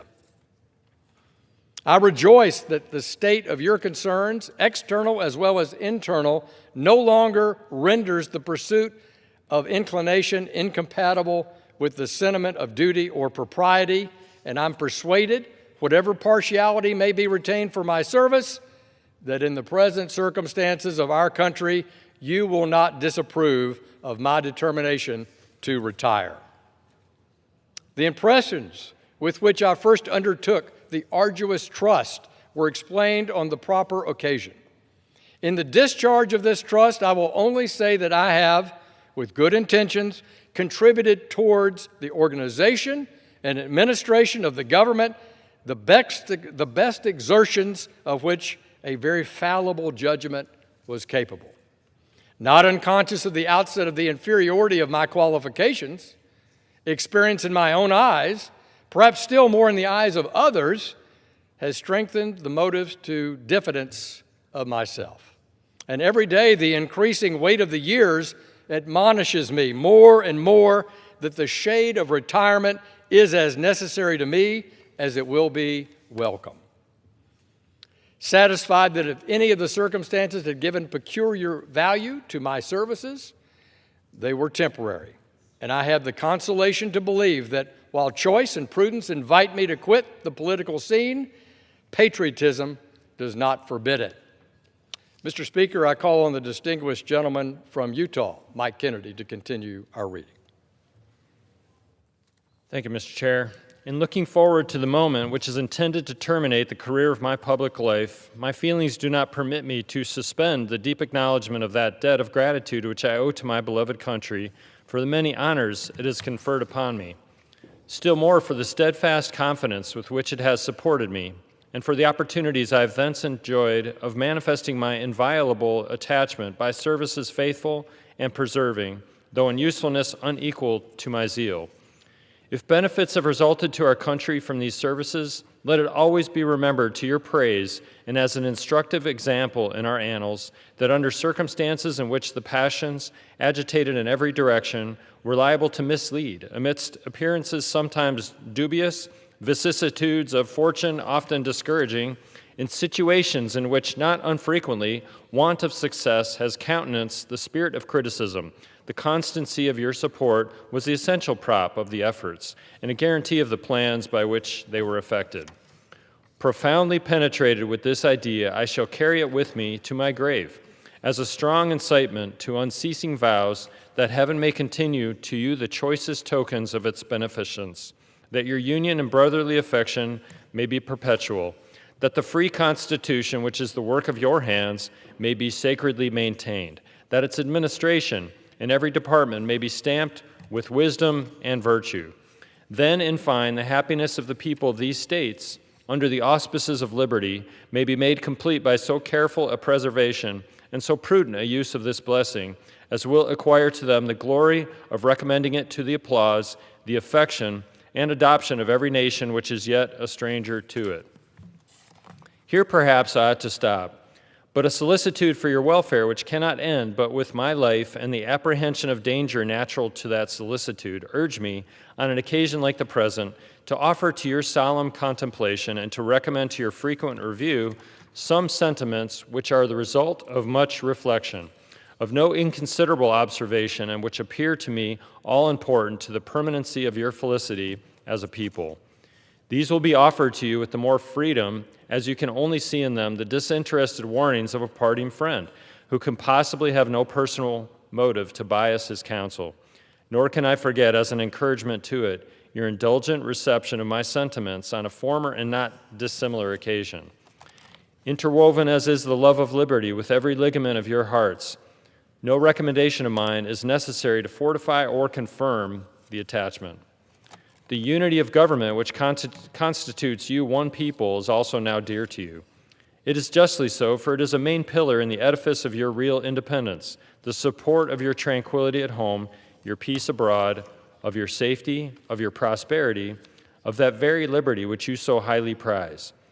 But as it is easy to foresee that from different causes and from different quarters much pains will be taken, many artifices employed to weaken in your minds the conviction of this truth, as this is the point in your political fortress against which the batteries of internal and external enemies will be most constantly and actively, though often covertly and insidiously directed, it is of infinite moment that you should properly estimate the immense value of your national union to your collective and individual happiness, that you should cherish a cordial, habitual, and immovable attachment to it, accustoming yourselves to think and speak of it as the palladium of your political safety and prosperity, watching for its preservation with jealous anxiety, discountenancing whatever may suggest even a suspicion that it can in any event be abandoned, and indignantly frowning upon the first dawning of every attempt to alienate any portion of our country from the rest, or to enfeeble the sacred ties which now link together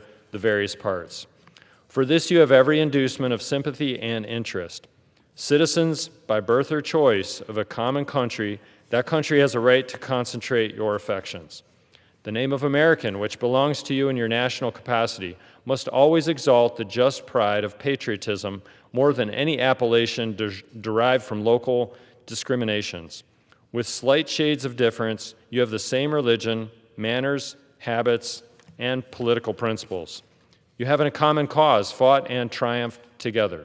The independence and liberty you possess are the work of joint councils and joint efforts of common dangers, sufferings, and successes.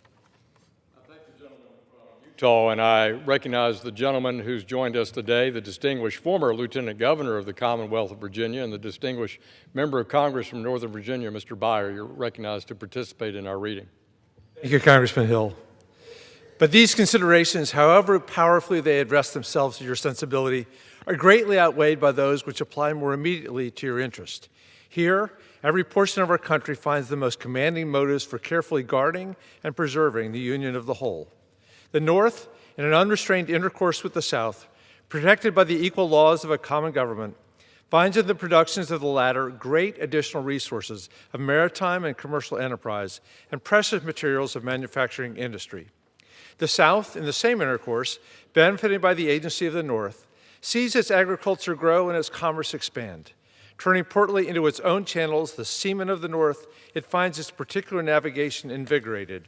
And while it contributes in different ways to nourish and increase the general mass of national navigation, it looks forward to protection of a maritime strength to which itself is unequally adapted.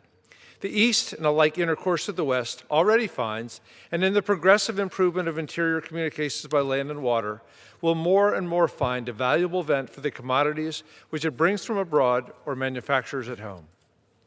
The West derives from the East supplies requisite to its growth and comfort, and, what is perhaps of still greater consequence, it must of necessity owe the secure enjoyment of indispensable outlets for its own productions to the weight, influence, and the future maritime strength of the Atlantic side of the Union, directed by an indissoluble community of interests as one nation.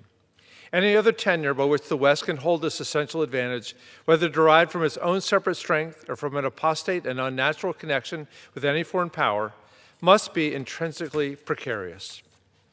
While then, every part of our country thus feels an immediate and particular interest in union, all the parts combined cannot fail to find in the united mass of means and efforts greater strength, greater resource, proportionably greater security from external danger, a less frequent interruption of their peace by foreign nations, and what is of inestimable value, they must derive from union an exemption from those broils and wars between themselves, which so frequently afflict neighboring countries not tied together by the same government, which their own rival ships alone would be sufficient to produce, but which opposite foreign alliances, attachments, and intrigues would stimulate and embitter.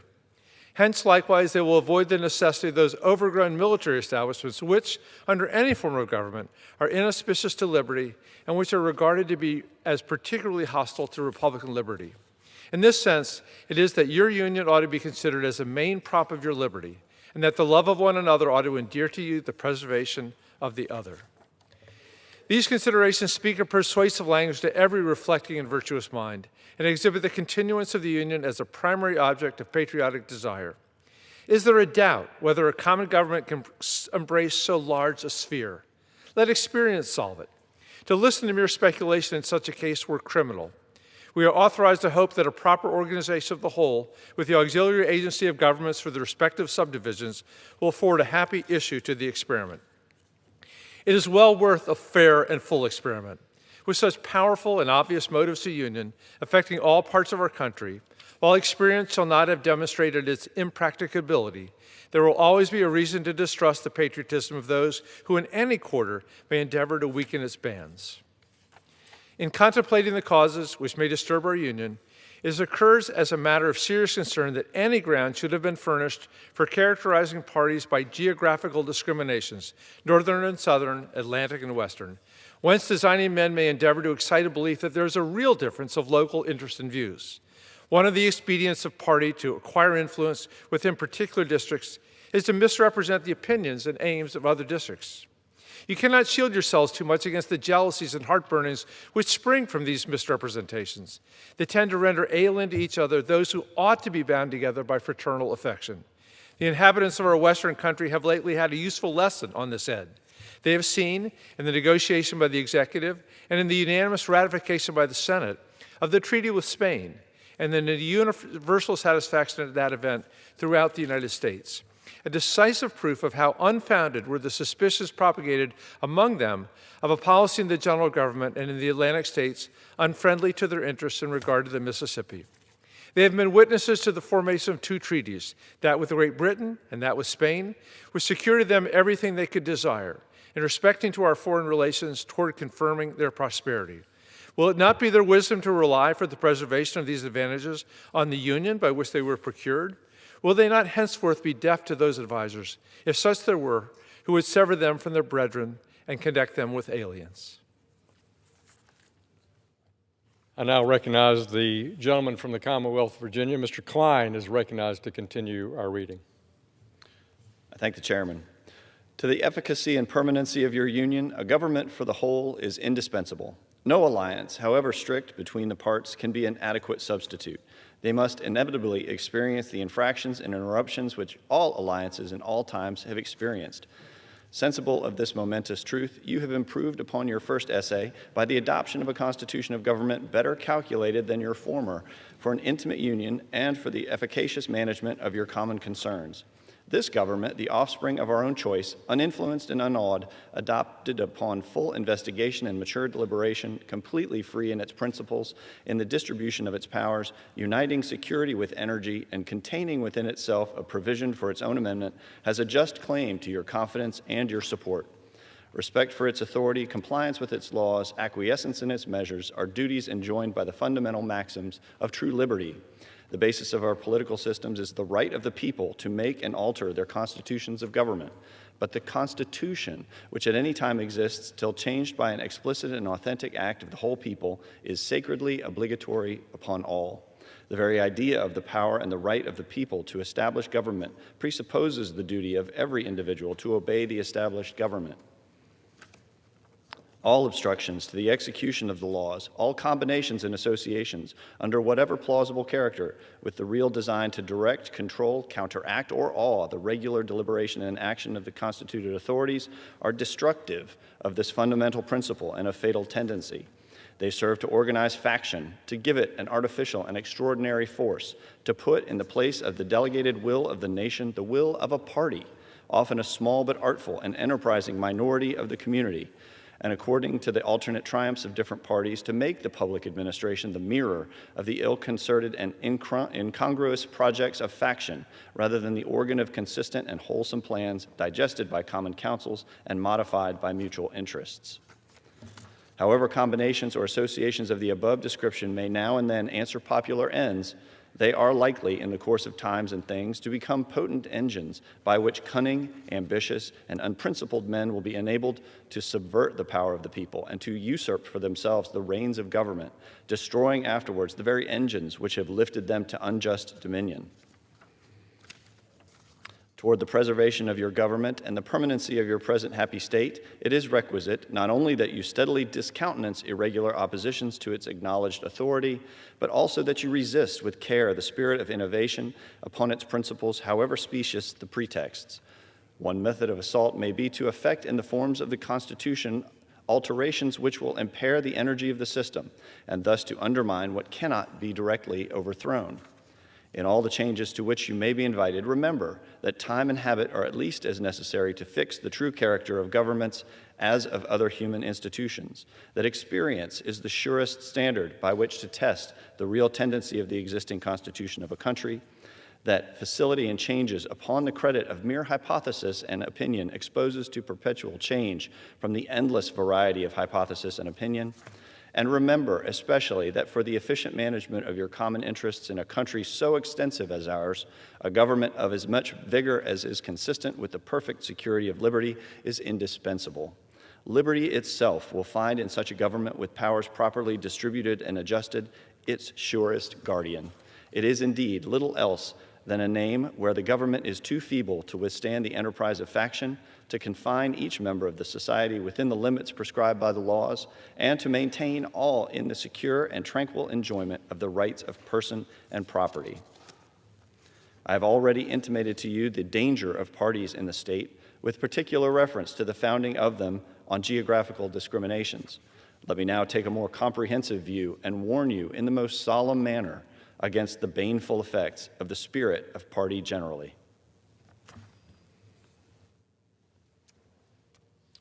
This spirit, unfortunately, is inseparable from our nature, having its root in the strongest passions of the human mind. But in those of the popular form, it's seen in its greatest rankness and is truly their worst enemy. The alternate domination of one faction over another, sharpened by the spirit of revenge natural to party dissension, which in different ages and countries has perpetuated the most horrid enormities, is itself frightful despotism. But this leads at length to a more formal and permanent despotism. The disorders and miseries which result gradually incline the minds of men to seek security and repose in the absolute power of an individual. And sooner or later, the chief of some prevailing faction, more able or more fortunate than his competitors, turns this disposition to the purposes of his own elevation on the ruins of public liberty. Without looking forward to an extremity of this kind, which nevertheless ought to be not entirely out of sight, the common and continual mischiefs of the spirit of party are sufficient to make it the interest and the duty of a wise people to discourage and restrain it. It serves always to distract the public councils and enfeeble the public administration. It agitates the community with ill-founded jealousies and false alarms, kindles the animosity of one part against another, foments occasionally riot and insurrection. It opens the door to foreign influence and corruption, which find a facilitated access to government itself through the channels of party passions. Thus, the policy and the will of one country are subjected to the policy and will of another. There is an opinion that the parties in free countries are useful checks upon the administration of the government and serve to keep alive the spirit of liberty. This, within certain limits, is probably true. And in governments of a monarchical caste, patriotism may look with indulgence, if not without favor, on the spirit of party. But in those of the popular character in governments purely elective, it is a spirit not to be encouraged. From their natural tendency, it's certain there will always be enough of that spirit for every salutary purpose. And there being constant danger of excess, the effort ought to be, by force of public opinion, to mitigate it, assuage it. A fire not to be quenched, it demands a uniform vigilance to prevent its bursting into flame, lest instead of warming, it should consume.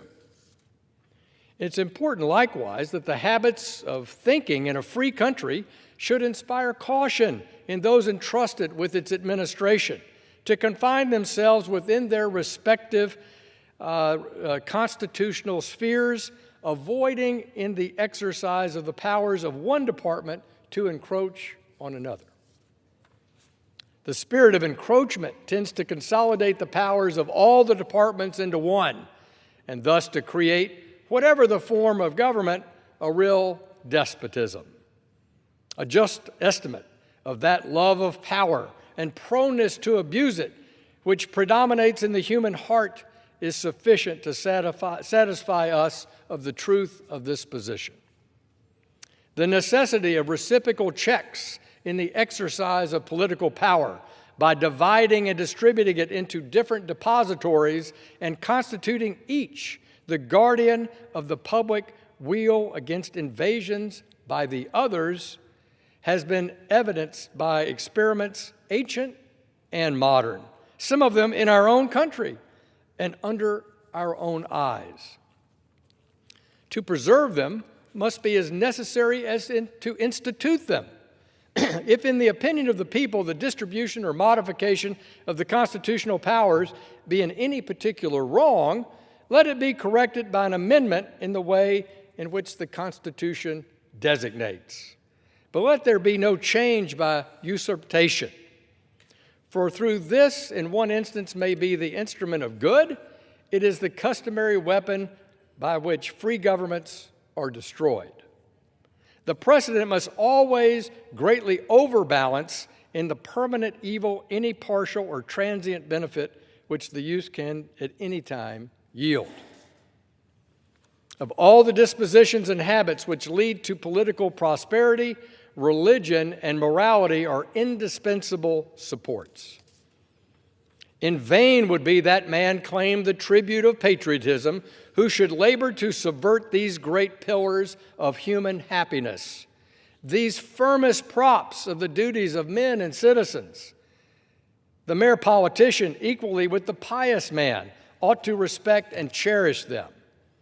A volume could not trace all the connections with private and public felicity. Let it simply be asked, where is the security for property, for reputation, for life, if the sense of religious obligation desert the oaths which are the instruments of investigation in courts of justice? And let us caution, indulge the supposition that morality can be maintained without religion. Whatever may be conceded to the influence of refined education on the minds of particular structure, reason and experience both forbid us to expect that the national morality can prevail in exclusion of religious principle.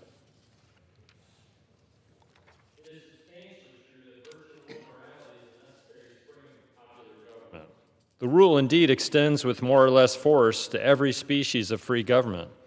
Who that is a sincere friend to it can look with indifference upon attempts to shake the foundation of the fabric. Promote then as an object of primary importance institutions for the general diffusion of knowledge. In proportion as the structure of a government gives force to public opinion, it is essential that public opinion should be enlightened. As a very important source of strength and security, cherish public credit. One method of preserving it is to use it as sparingly as possible, avoiding occasions of expense by cultivating peace, but remembering also that timely disbursements to prepare for danger frequently prevent much greater disbursements to repel it, avoiding likewise the accumulation of debt, not only by shunning occasions of expense, but by vigorous exertion in times of peace to discharge the debts which unavoidable wars may have occasioned, not ungenerously throwing upon posterity the burden which we ourselves ought to bear. The execution of these maxims belongs to your representatives, but it is necessary that public opinion should cooperate. To facilitate to them the performance of their duty, it is essential that you should practically bear in mind that toward the payment of debts there must be revenue, that to have revenue there must be taxes, that no taxes can be devised which are not more or less inconvenient and unpleasant, that the intrinsic embarrassment inseparable from the selection of the proper objects, which is always a choice of difficulties, ought to be a decisive motive for a candid construction of the conduct of the government in making it, and for a spirit of acquiescence in the measures for obtaining revenue which the public exigencies may at any time dictate. Observe good faith and justice toward all nations. Cultivate peace and harmony with all. Religion and morality enjoin this conduct. And can it be that good policy does not equally enjoin it?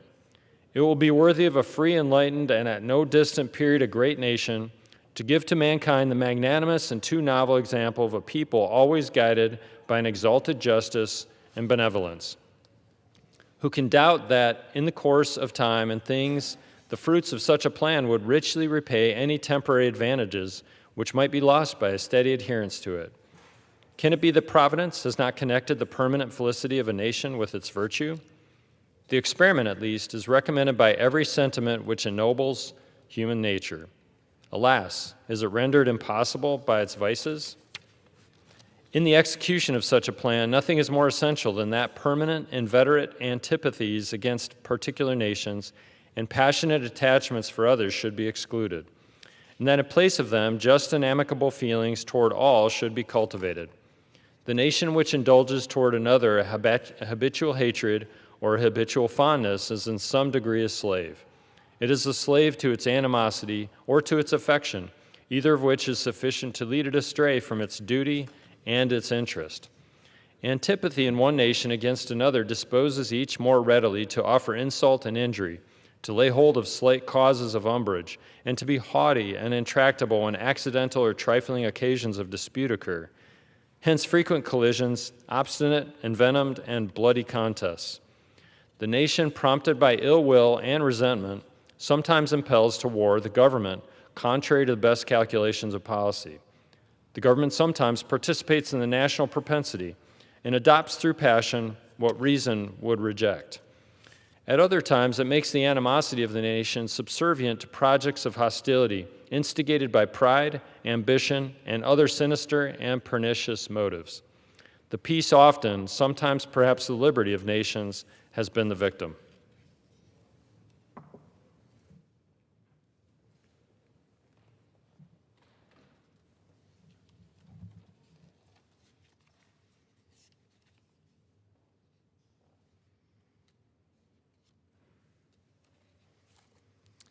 So likewise, a passionate attachment of one nation for another produces a variety of evils. Sympathy for the favored nation, fast facilitating the illusion of an imaginary common interest in cases where no real common interest exists, and infusing into one the enmities of the other, betrays the former into participation in the quarrels and wars of the latter without adequate inducement or justification. It leads also to concessions to the favorite nation of privileges denied to others, which is apt doubly to injure the nation making in concessions. By unnecessarily parting with what ought to have been retained and by exciting jealousy, ill will, and a disposition to retaliate in the parties from whom equal privileges are withheld. and it gives to ambitious, corrupted, or deluded citizens who devote themselves to the favorite nation facility to betray or sacrifice the interests of their own countries without odium, sometimes even with popularity, gilding with the appearances of a virtuous sense of obligation, a commendable deference for public opinion, or a laudable zeal for public good, the base or foolish compliances of ambition, corruption, or infatuation. As avenues to foreign influence in innumerable ways, such attachments are particularly alarming to the truly enlightened and independent patriot. How many opportunities do they afford to tamper with domestic factions, to practice the arts of seduction, to mislead public opinion, to influence or awe the public councils? Such an attachment of a small or weak toward a great and powerful nation dooms the former to be the satellite of the latter. Against the insidious wiles of foreign influence, I conjure you to believe me, fellow citizens. The jealousy of a free people ought to be constantly awake, since history and experience prove that foreign influence is one of the most baneful foes of Republican government. But that jealousy, to be useful, must be impartial, else it becomes the instrument of the very influence to be avoided instead of a defense against it. Excessive partiality for one foreign nation and excessive dislike of another cause those whom they actuate to see danger only on one side and serve to veil and even second the arts of influence on the other. Real patriots who may resist the intrigues of the favorite are liable to become suspected and odious, while its tools and dupes usurp the applause and confidence of the people to surrender their interests. The great rule of conduct for us in regard to foreign nations is in extending our commercial relations to have with them as little political connection as possible. So far as we have already formed engagements, let them be fulfilled with perfect good faith. Here, let us stop. Europe has a set of primary interests which to us have none or a very remote relation. Hence, she must be engaged in frequent controversies, the cause of which are essentially foreign to our concerns. Hence, therefore, it must be unwise in us to implicate ourselves by artificial ties in the ordinary vicissitudes of their politics or the ordinary combinations and collisions of her friendships or enmities. Situation invites and enables us to pursue a different course. If we remain one people under an efficient government, the period is not far off when we may defy material injury from external annoyance, when we may take such an attitude as will cause the neutrality we may at any time resolve upon to be scrupulously respected, when belligerent nations, under the impossibility of making acquisitions upon us, will not lightly hazard the giving us provocation, when we may choose peace or war as our interest, guided by justice, shall counsel. Why forego the advantages of so peculiar a situation? Why quit our own to stand upon foreign ground? Why, by interweaving our destiny with that of any part of Europe, entangle our peace and prosperity in the toils of European ambition, rivalship, interest, humor, or caprice? It is our true policy to steer clear of permanent alliances with any portion of the foreign world, so far, I mean, as we are now at liberty to do it. For let me not be understood as capable of patronizing infidelity to existing engagements. I hold the maxim no less applicable to public than to private affairs, that honesty is always the best policy. I repeat it, therefore, let those engagements be observed in their genuine sense. But, in my opinion, it is unnecessary and would be unwise to extend them. Taking care always to keep ourselves by suitable establishments on a respectable defensive posture, we may safely trust to temporary alliances for extraordinary emergencies. Harmony, liberal intercourse with all nations are recommended by policy, humanity, and interest, but even our commercial policy should hold an equal and impartial hand, neither seeking nor granting exclusive favors or preferences, consulting the natural course of things, diffusing and diversifying by gentle means the streams of commerce, but forcing nothing, establishing, with power so disposed, in order to give trade a stable course, to define the rights of our merchants and to enable the government to support them, conventional rules of intercourse, the best that present circumstances and mutual opinion will permit, but temporary and liable to be from time to time abandoned or varied as experience and circumstances shall dictate, constantly keeping in view that it is folly in one nation to look for disinterested favors from another, that it must pay with a portion of its independence for whatever it may accept under that character, that by such acceptance it may place itself in the condition of having given equivalents for nominal favors, and yet of being reproached with ingratitude for not giving more, There can be no greater error than to expect or calculate upon real favors from nation to nation. It is an illusion which experience must cure, which a just pride ought to discard. In offering to you, my countrymen, these counsels of an old and affectionate friend, I dare not hope they will make the strong and lasting impression I could wish, that they will control the usual current of the passions or prevent our nation from running the course which has hitherto marked the destiny of nations. But if I may even flatter myself that they may be productive of some partial benefit, some occasional good, that they may now and then recur to moderate the fury of party spirit, to warn against the mischiefs of foreign intrigue, to guard against the impostures of pretended patriotism, this hope will be a full recompense for the solicitude of for your welfare by which they have been dictated. How far in the discharge of my official duties I have been guided by the principles which have been delineated, the public records and other evidences of my conduct must witness to you and to the world. To myself, the assurance of my own conscience is that I have at least believed myself to be guided by them.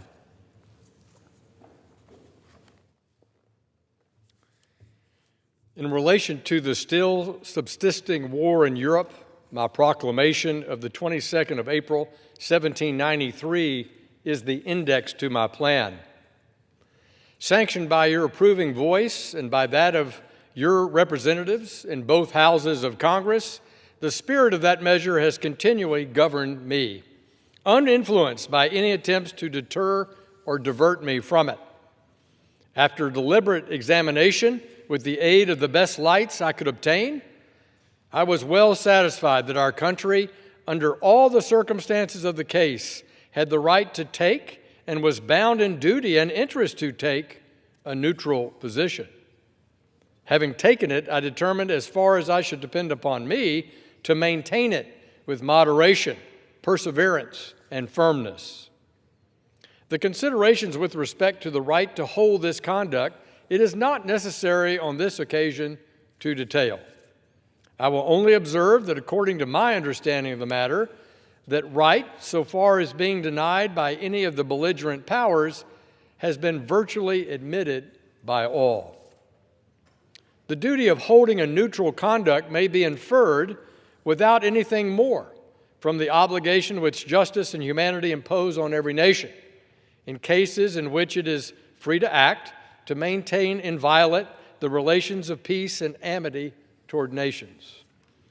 The inducements of interest for observing that conduct will be best referred to you by your own reflections and experience.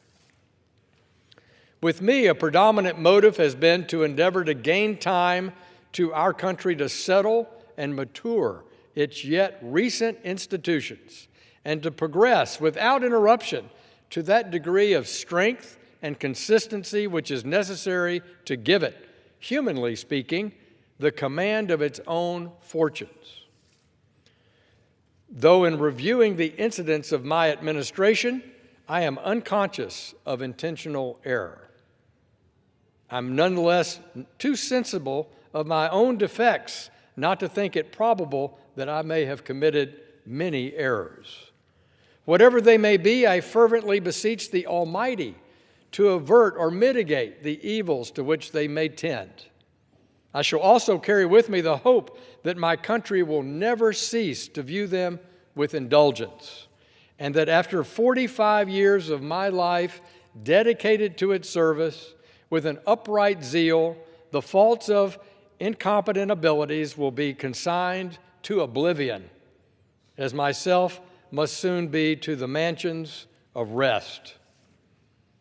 Relying on its kindness in this as in other things, and actuated by the fervent love toward it, which is so natural to a man who views in it the native soil of himself and his progenitors for several generations, I anticipate with pleasing expectation that retreat in which I promise myself to realize without alloy the sweet enjoyment of partaking in the midst of my fellow citizens the benign influence of good laws under a free government. The ever favorite object of my heart and the happy reward, as I trust, of our mutual cares, labors, and dangers. Mr. Speaker, I want to thank my colleagues, Mike Kennedy of Utah, Don Beyer of Virginia, and Ben Klein of Virginia, for joining me in this renewal of tradition in this, our semi-quincentennial year of reading George Washington's farewell address. Indeed, as that member of the very first Congress for Virginia, American Revolutionary War hero, Light Horse Harry Lee said at George Washington's eulogy, he was, in fact, first in war, first in peace, and first in the hearts of his countrymen. I give my thanks also to Speaker Johnson and the Republican Vice Chairman Blake Moore for allowing us to use this time on the House floor. And I encourage all of our citizens, participate in America's 250th birthday in this year of 2026 as we celebrate on July 4th the signing and publication of our Declaration of Independence from July 4th, 1776. I thank the Speaker, and I yield back the balance of my time. Under the Speaker's announced policy of January 3rd, 2025, the gentleman from Illinois, Mr. Caston, is recognized for 60 minutes as the designee of the Minority Leader. Thank you. I ask unanimous consent that all members may have 5 legislative days in which to revise and extend their remarks and to submit extraneous material into the record. Without objection. Mr. Speaker, families across America are struggling with ever-increasing energy prices. In the last year, electricity prices have soared, increasing by 13% under the Trump administration. Utility bills overall have increased at double the rate of inflation. We all know what's driving those increases. We got soaring demand from data centers and other loads, rising prices for natural gas, and much-needed repairs to the grid that have been put off for years. Those are all tangible, identifiable causes of these price increases. But at the center of it all is one really simple reason. American energy policy has always put producers first and families second. You might think that in a democracy, the fact that there are more consumers than producers would cause the reverse, but in fact, for far too long, we have pursued an energy system with a single goal: make sure that oil and gas and coal companies keep their profits as high as possible. We've pushed the most expensive, dirtiest forms of energy on Americans because that's what's helped producers. And the Trump administration has done everything they can to curb the rise of more competitive renewable energy. You hear a lot about how the Trump administration hates clean energy, but that's not true. They don't hate clean energy, they hate affordable energy. But there's some good news. We've got a plan to fix it. And I'm here today because of the Energy Bills Relief Act, a consumer-focused, family-first approach to American energy policy. Renewable energy is the fastest, lowest cost, most affordable way to meet rising demand. Right now, there are bottlenecks in the system that prevent renewable energy from getting from where it's generated to where it can be used. Our Energy Bills Relief Act removes the red tape. It makes sure that we can build our domestic energy supply so that we keep your beer cold, your showers hot, and lower your bills at the same time. Now, to do that, we're also going to have to modernize our electric grid and increase capacity by providing much-needed overdue upgrades using the latest technology. We're starting to fall behind other countries, which means that those costs could rise even further if we don't act. But we got time. We got time to catch up, and the Energy Bills Relief Act helps us to do it. And with that, I would now like to yield to my good friend and partner in good trouble on this bill, Congressman Levin from California. I thank my friend from Illinois. It's an honor to work with you on this bill and many other things.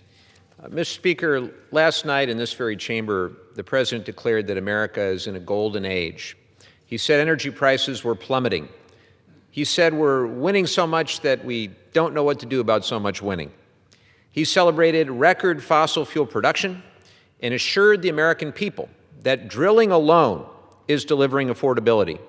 He dismissed clean energy as a scam and suggested that the path forward is simply to double down on the past. I agree that every one of us should want America to be strong, prosperous, and secure.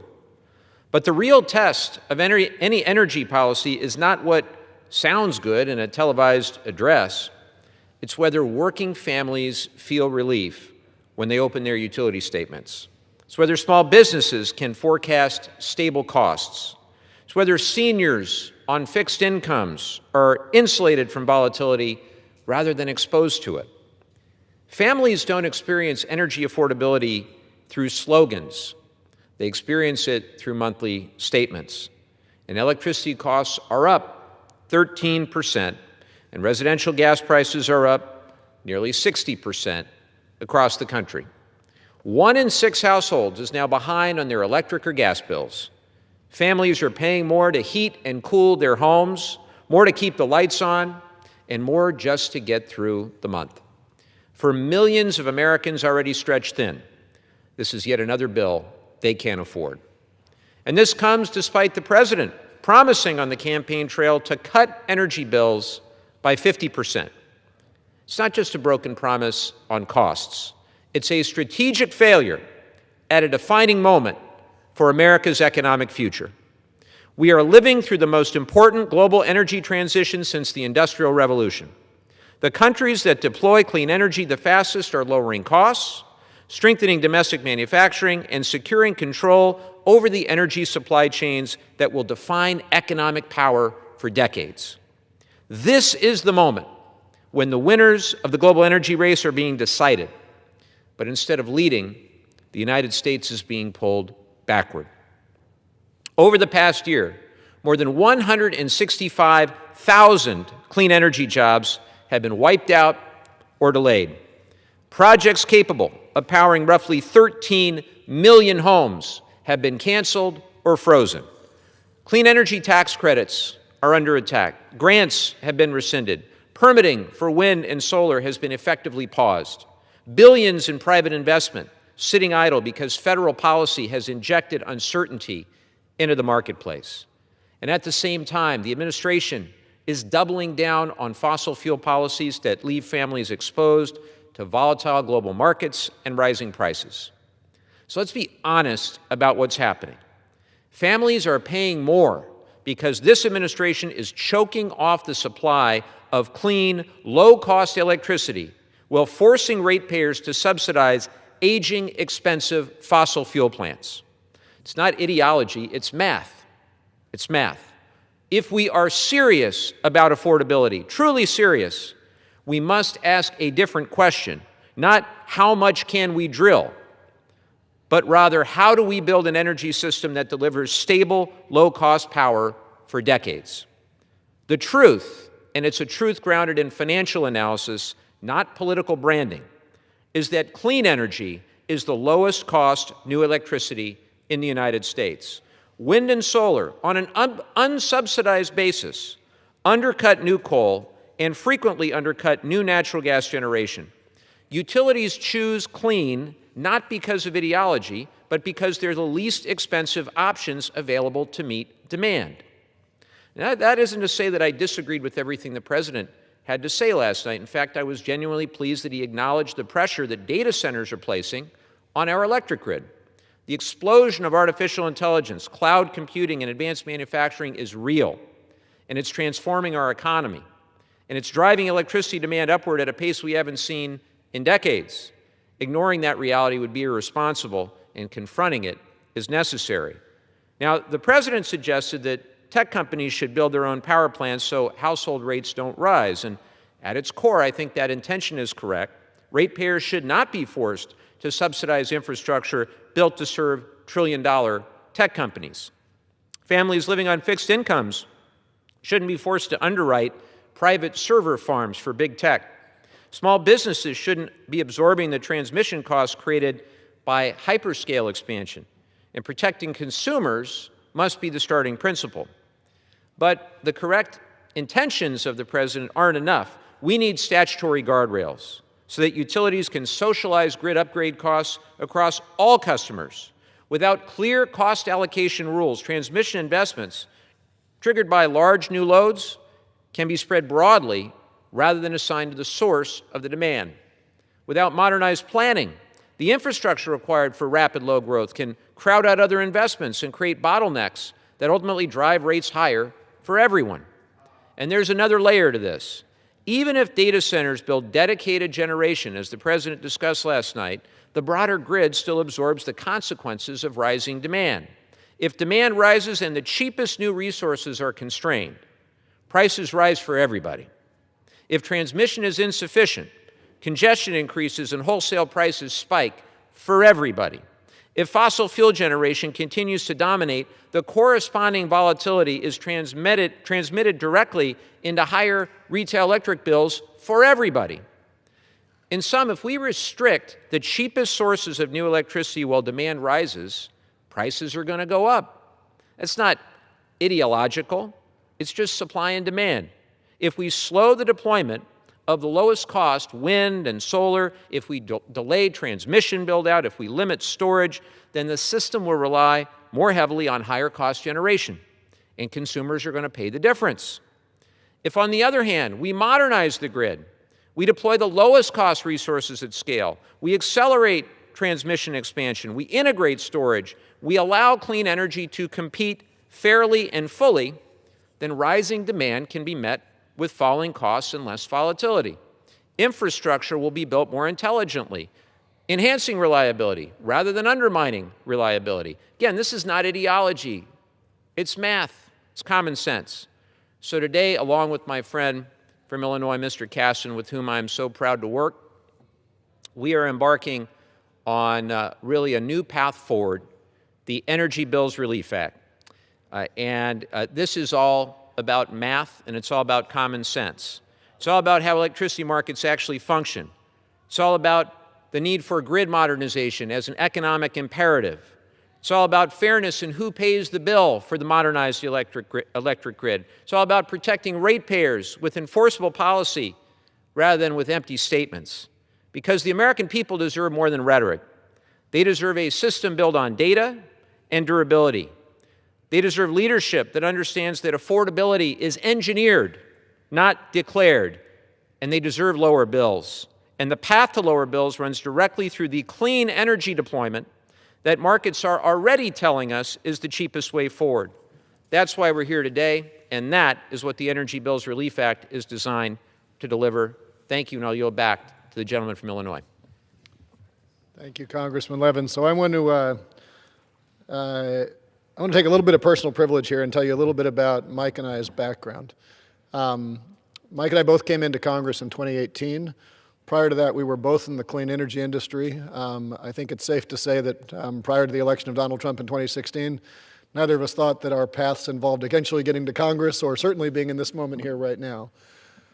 I say that because both of us spent our careers before getting into Congress building and deploying clean energy, building and deploying low-cost, affordable energy. And if you are going to go and build one of those plants, you build the plant, you hook it up, you connect it to the grid, and the person who now is controlling the dispatch of that plant never runs it unless it's cheaper than the electric grid.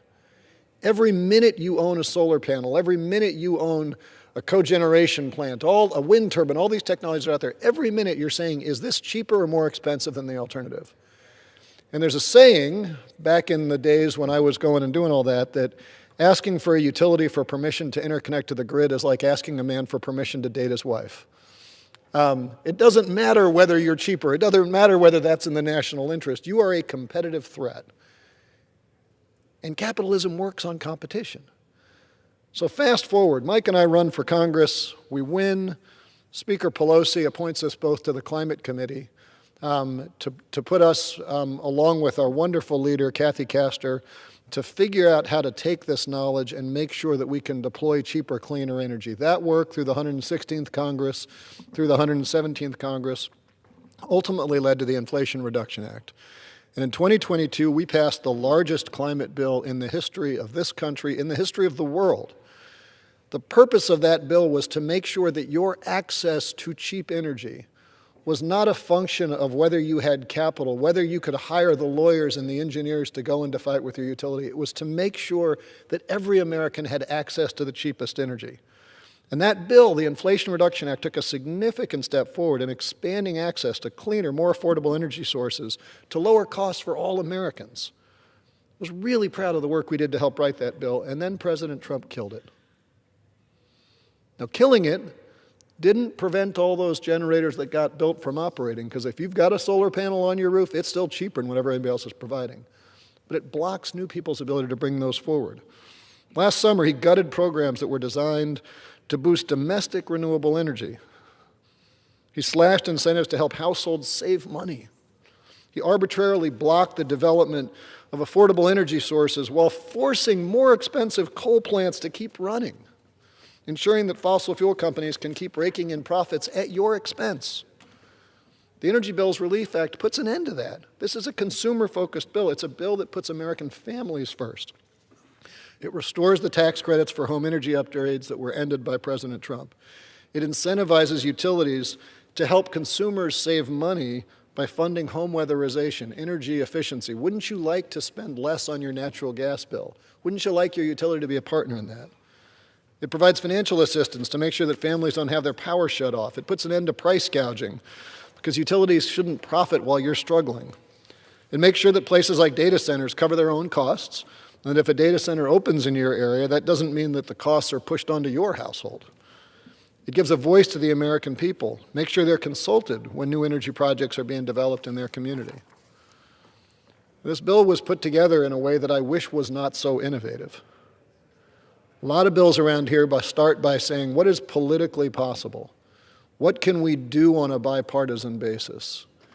Well, if what's scientifically necessary exceeds what's politically possible, then we are failing in any ability to claim to be a leader. So what we did in this bill is says, what is the energy policy that's necessary? What's the energy policy that is most helpful to American consumers?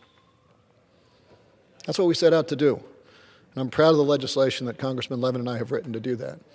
And with that, I will yield back to the great gentleman from California, Mr. Levin.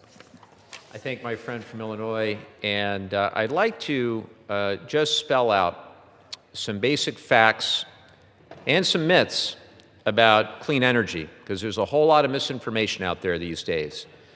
First thing I'd like to make sure to say is that clean energy is the lowest cost new electricity in America.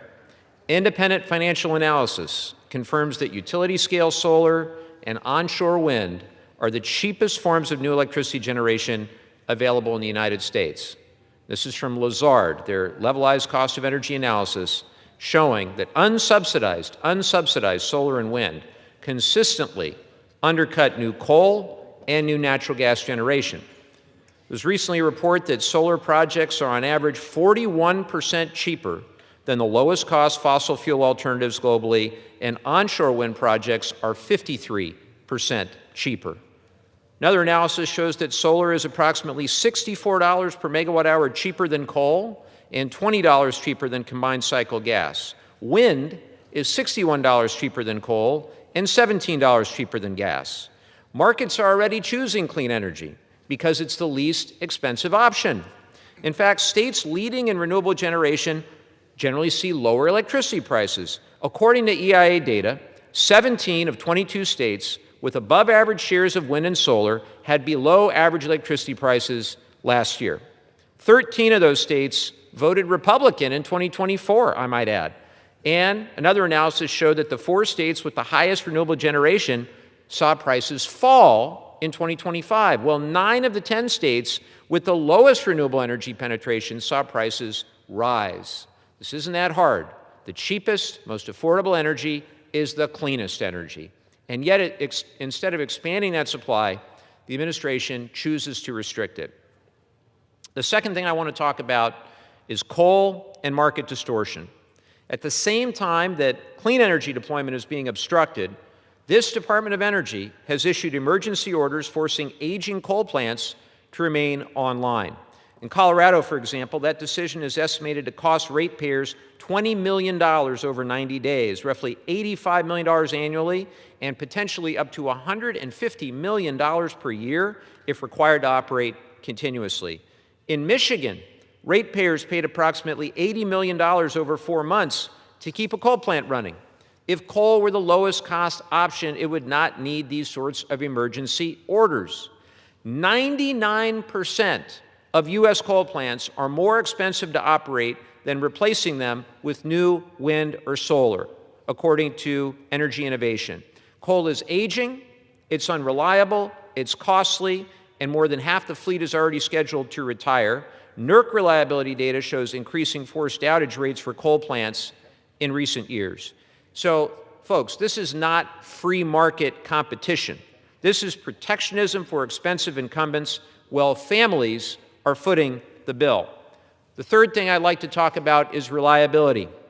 Opponents sometimes argue that wind and solar are unreliable. The evidence says exactly the opposite.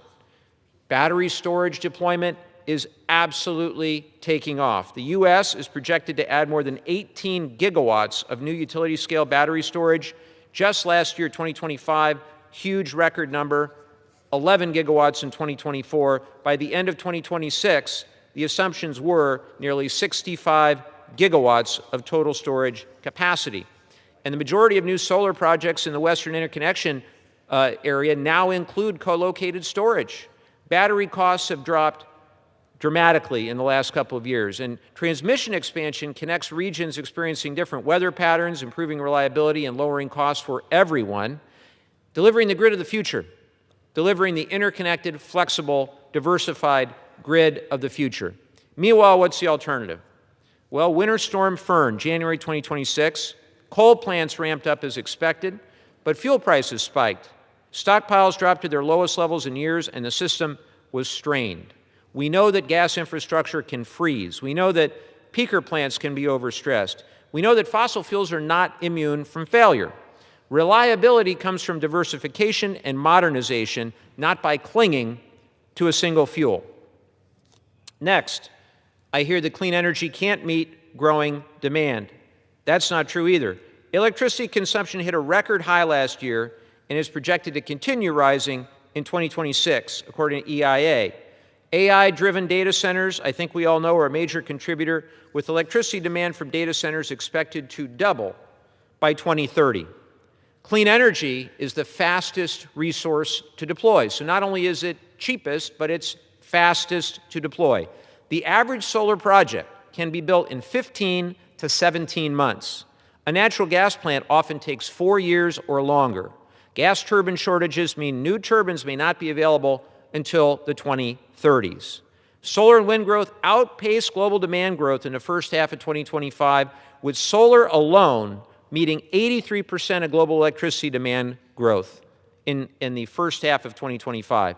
If we are serious about meeting rising demand and doing so affordably, we must accelerate the most affordable and fastest to deploy resources, which also happen to be the cleanest resources. Next, I want to talk about data centers and fairness. Data centers are expanding dramatically, and utilities are investing billions of dollars in transmission upgrades. For example, in PJM, $4.3 billion in transmission costs associated with data center growth were passed to ratepayers. An additional $7.3 billion in increased generation costs were recorded. Without guardrails, households and small businesses are subsidizing infrastructure where trillion-dollar companies are making the money. That's why I'm proud that our Energy Bills Relief Act includes protections for consumers to ensure that data centers pay for their own grid updates. It incentivizes clean, zero-emission electricity use to reduce overall system costs and pollution. We need to make sure that as growth continues, that ratepayers are not stuck with the bill while trillion-dollar corporations reap all the benefit.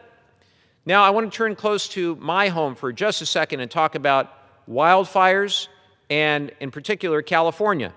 California's electricity rates have gone up since the mid-2000s, no question about that, and that's despite the fact that we have led in energy efficiency. Wildfire mitigation and grid hardening are now 16% of total utility costs, 16%. Ratepayers in California have borne more than $27 billion in wildfire-related costs just between 2019 and 2024. Investor-owned utilities have passed on bankruptcy settlements and infrastructure upgrades tied to wildfire liability, and they have stuck it to the ratepayer. That's why blaming renewable energy for rate increases doesn't tell the picture. They're wildfire driven. These are simply misrepresented facts by those who have a grudge against renewable energy. So, the Energy Bills Relief Act includes a grant program to support grid upgrades that would reduce wildfire risk, that would prevent catastrophic utility failures, lowering long-term ratepayer burdens. Next, I want to talk about LNG exports and volatility.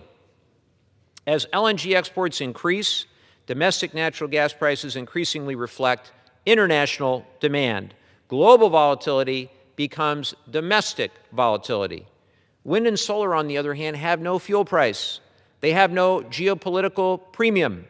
They have no shipping constraints. When you build renewable generation, the fuel is free forever. The fuel is free forever. That's a big deal. That's long-term price stability.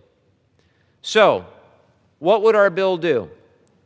Very proud of a lot of the things that it would accomplish. Number one, it would rescind the tax hike on low-cost clean energy, and it would restore tax credits for clean energy, such as those in the Inflation Reduction Act. Number two, it would reverse roadblocks to clean energy permitting and restrict the abuse of Department of Energy emergency orders. Number three, it would ensure that data centers pay their fair share. Number four, it would expand LIHEAP and weatherization assistance to help struggling families. Number five, it would protect natural gas markets from international volatility. Number six, it would build a nationally interconnected grid to improve affordability, reliability, and resilience. And most importantly and lastly, it would share the economic benefits of clean energy with host communities. It's a good bill. It's one that we've worked on for a long time, and we're going to get as much support as we can. And with that, I'm going to turn it back to the gentleman from Illinois. Thank you. I'd like to yield now to the gentleman from Virginia, Mr. Subramanian.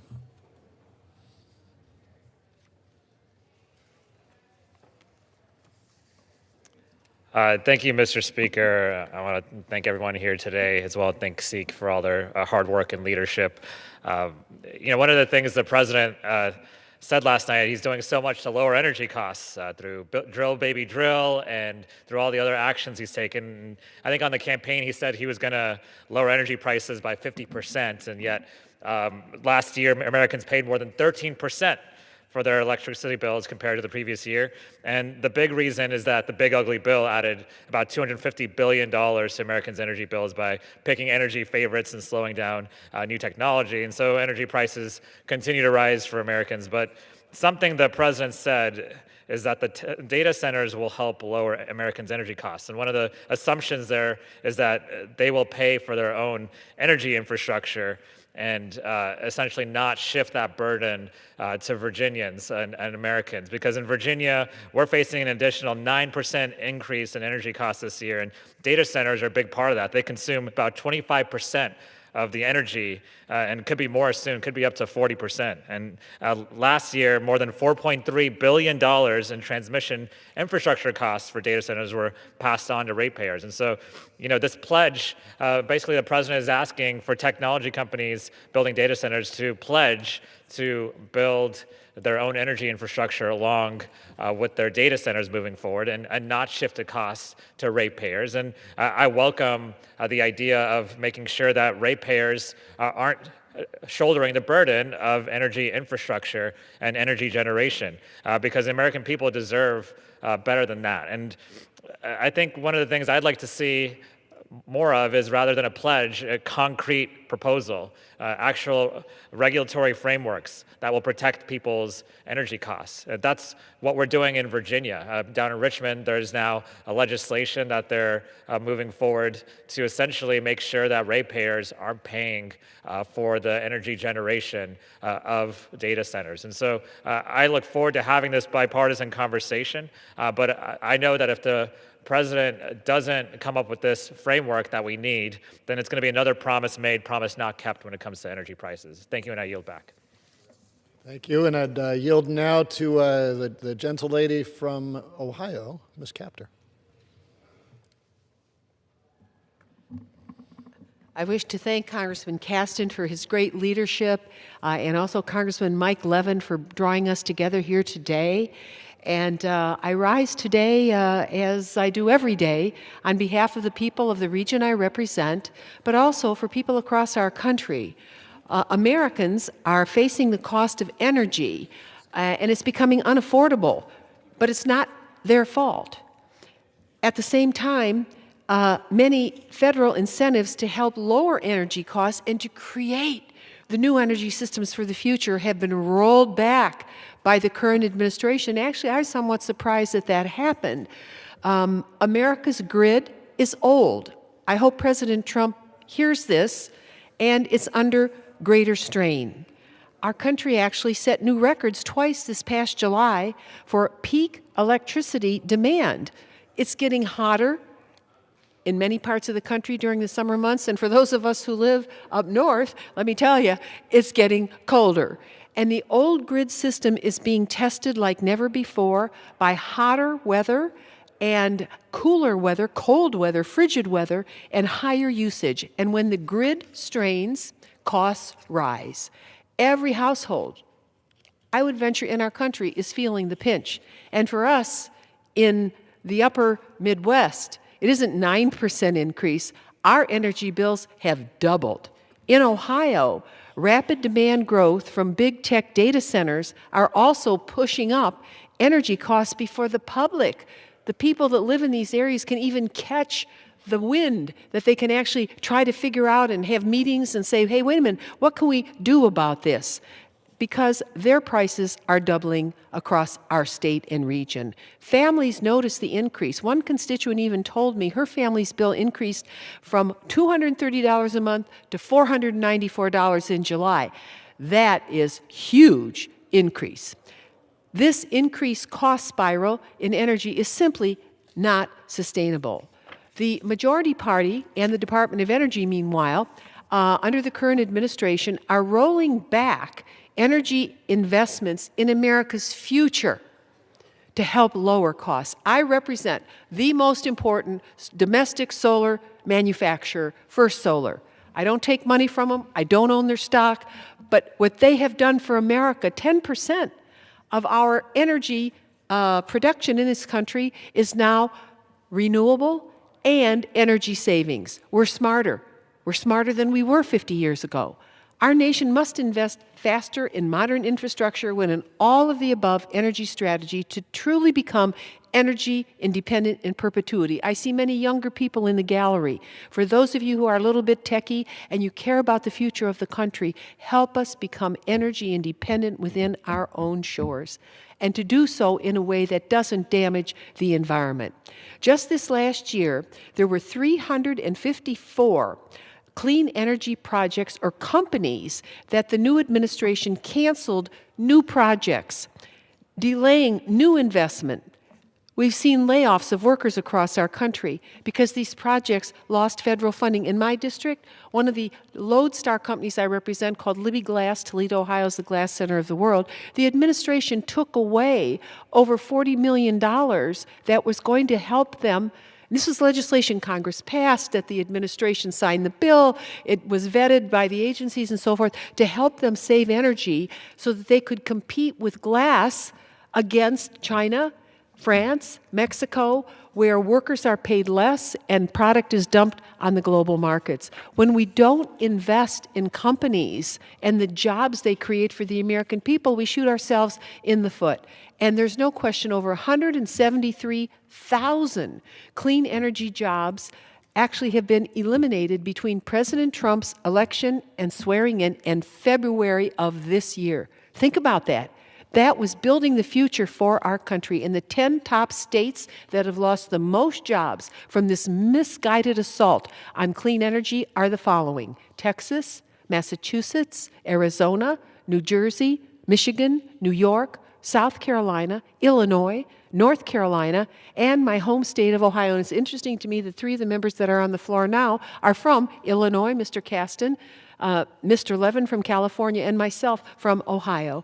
So we understand what these budget cuts mean, and while at the national level, the rise in energy rates is affecting people in every single state in our union. For my own district, the prices have doubled. Every family in the country knows what's happening. It's time for the executive branch to wake up. Meanwhile, China isn't asleep.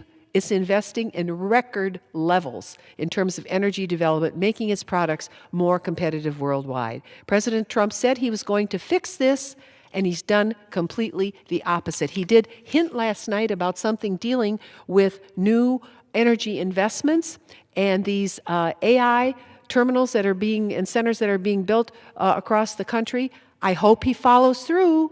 The American people certainly deserve better, and we need to stand up for affordability, not abdication, that sends our country backward. And I want to thank, Mr. Speaker, Congressman Caston and Congressman Levin and others who've spoken this afternoon, in order to stand up for the American people and help them manage their budgets. And energy is such a central account in every single family's budget. Thank you for your leadership on this, and thank you for giving us a roadmap to lower America's energy bills. I yield back.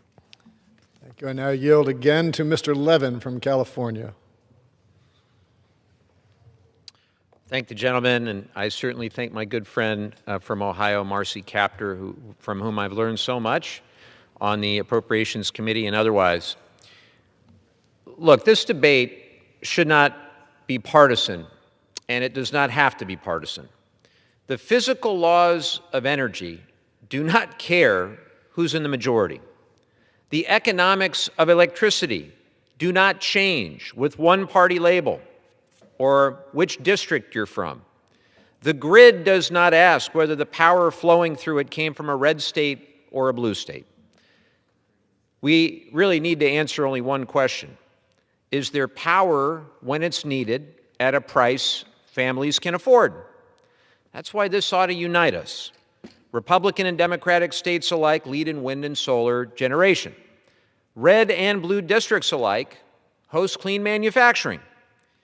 Farmers earn steady lease payments from solar panels and wind turbines that help keep their family farms afloat through droughts and floods and commodity swings. Veterans and skilled tradespeople are building the advanced technologies that strengthen our energy security and reduce our dependence on volatile fuel markets. This is an American project happening in every region across every map. So the choice before us is simple. Do we want to play politics with the energy system that powers our economy, or do we want to win the future? Because the truth is, families do not experience energy policy as ideology. They experience it as a bill. They experience it as a choice between paying the utility bill and paying for groceries. They experience it as small business owners deciding whether to hire or to cut hours. They experience it as seniors on fixed incomes turning down the thermostat and hoping the next heat wave doesn't last too long. That's what energy affordability means in real life. And right now, energy bills are higher. Too many jobs have been put at risk or pushed offshore. Too many families have been stretched thinner.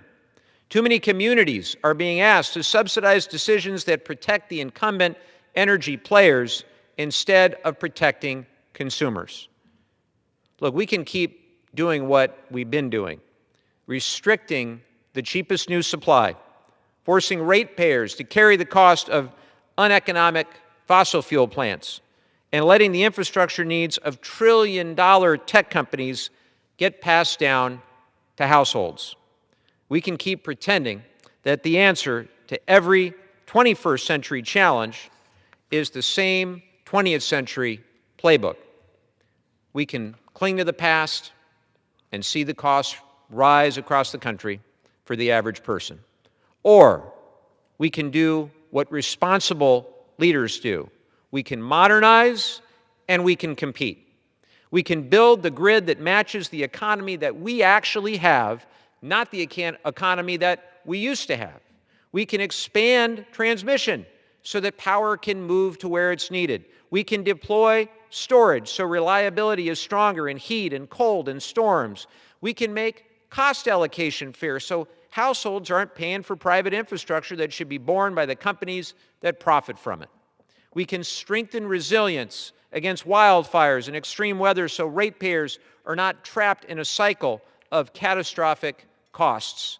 And we can do what markets are already trying to do, scale the lowest cost electricity available. Because here's what cannot be debated away with partisan politics. Clean energy is the lowest cost new energy in America. Clean energy is the fastest path to stabilizing energy bills. Clean energy is how we meet rising demand without squeezing households. Clean energy is how we compete with China rather than handing them the supply chain of the future. Clean energy is how we reduce volatility because sunshine and wind do not spike in price when global markets panic. And that is why the question is not whether clean energy wins. It is already winning in every market that allows fair competition to function. The question is whether America leads. Will we lead in building the industries that power the next generation of manufacturing? Will we lead in the technologies that make the grid more reliable, not less reliable? Will we lead in protecting consumers rather than protecting entrenched interests? Will we lead in an energy system that is affordable, resilient, and secure? History is not going to remember who had the better slogan. History, I think, will remember in this moment whether this body decided to make America more competitive or more brittle. It'll remember whether we chose the future when the future was still a choice. That's what the Energy Bills Relief Act is designed to do. It's about families first. It's about consumers. It's about fair markets. It's about building. And it's about winning. Mr. Speaker, I hope we don't argue too much about yesterday, and I hope we focus instead on building tomorrow. And with that, I'll yield back to my dear friend from Illinois. Thank you, Mr. Levin. So as we prepare to close, I want to talk a little bit about how the Energy Bills Relief Act fits into the broader conversation we're having about energy permitting right now. And to do this, I want to just ask you to consider that you saw someone on TV who said the reason we don't have a lot of houses in America is because of the permitting barriers to building houses out of straw. Now, you'd probably have two thoughts. The first is, who the heck wants to build a house out of straw? And the second thought you might have is, what little pig is behind this advocacy campaign? Now, I tell you that because you've got to look at what is happening in the energy sector right now among those in the fossil fuel industry who are telling you that the permitting problem we have is a difficulty deploying fossil fuel assets. Let's look at some numbers. In the year 2010, the United States consumed 1.1 billion short tons per year of coal, 1.1 billion. Today, we consume about 500 million. That's a more than 50% drop in the amount of coal our country is consuming. In the year 2000, the United States consumed about 20 million barrels of oil per day. Today, we consume about 20 million barrels of oil per day. We drive more miles, we've got more people, and yet we're consuming the same amount of oil. Our houses are just as well lit, just as warm, and yet we're consuming half as much coal. How do we get to that point? Well, the reason we got to that point is because vehicles got more efficient. Given the choice between driving a car that costs you $40 to fill it up and one that costs $20, people prefer 20. 100 versus 50, people prefer 50. Heck, if you got an electric vehicle, you don't have to pay at all, especially if you got a solar panel on your roof. People like not paying for energy. The other way that happened is that the fastest growing source of new energy in this country has been renewable energy. We now generate more power from non-hydro renewable than we do from all the coal plants in the country. That's not because we got woke, it's because we got greedy. It's because markets said, I want to build the cheap stuff, and consumers wanted to benefit from that cheap stuff. So now step back and say, okay, what do you do if you are a fossil fuel company who is selling something that is losing market share? There's a new technology coming out that's eating into your customer base. You can't sell as much. Well, they've done two things. Number one, they have shifted to exports. 2016, the United States basically didn't export any natural gas at all. By 2021, we were exporting 300,000 million cubic feet per year. Today, we're over 500,000 million cubic feet per year. It's as if we invented cell phones and then decided to double down on exporting rotary phone technology to the rest of the world. Oil, we're still producing a lot of oil in the United States, but oil is increasingly also an export play. Well, if there's a permitting problem that's blocking our ability to produce and distribute oil and gas, how is it that it's so easy to get it down to the Gulf Coast and ship it out and sell it to overseas? The truth is, it ain't that hard. The reason why we're having this conversation about permitting is really, really simple. Half of the businesses in this country, by definition, are below average. A competitive market does not reward below average businesses. And so now we find ourselves with a position where energy industry participants that historically made sure that we kept our lights on, made sure that our cars could drive, made sure that our homes were warm, they built the economy that we have, and we are grateful to them. They are now losing market share, and instead of pivoting to providing people with the technologies they want, they are, number one, shifting to exports to try to go places that are not blessed with the kind of competitive capitalistic markets that we have in the United States. And number two, they are doing everything they can to ask people in this body to please prevent capitalism from eating my lunch because I cannot compete in a competitive market. That's what's going on. The reason why we're spending this time talking so much about costs and energy is because we have this amazing opportunity right now that we can have our cake and eat it too. When we embrace clean energy, we are embracing affordable energy. When we embrace consumers, we're embracing competition. To turn against those is to turn against capitalism. It's to turn against everything that ever truly made America great. It's to turn against the things that have kept up. And then you ask, how much farther could we go? And I'll give you some crazy statistics.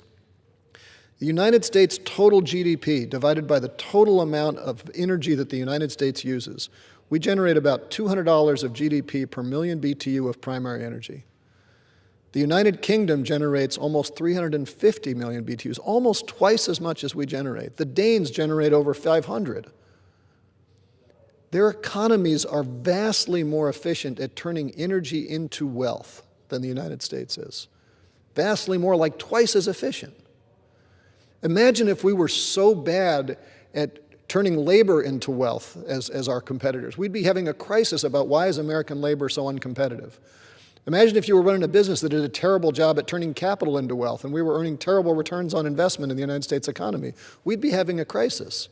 We should be having a crisis about the fact that we have done such a horrible job at turning energy into economic activity. And we can be depressed about that, or we can be enormously optimistic at the opportunity we have in front of us. We don't have a lot of time to prevent massive ecological disaster from climate change. But we do have a way to move forward to avert that crisis and make us stupidly rich. My God, let's move forward. Thank you, Mr. Speaker, for allowing us the time. Thank you to Congressman Levin, Congresswoman Capter, Congressman Subramanian, and for goodness sake, let's move forward, and I yield back. The chair reminds members not to refer to persons in the gallery.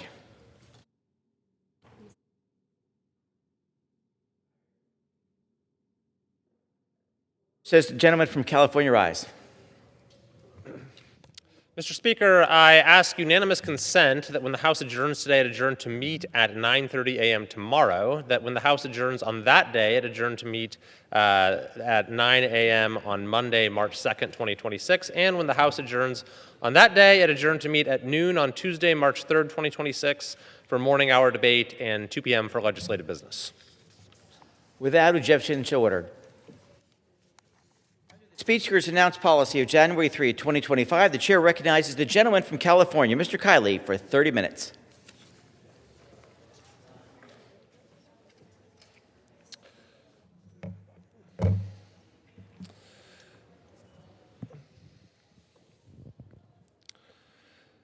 Mr. Speaker, over the last month, gas prices in California have risen by about 40 cents.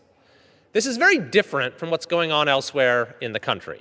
In fact, right now, gas prices in California average $4.63, where the national average is $2.97.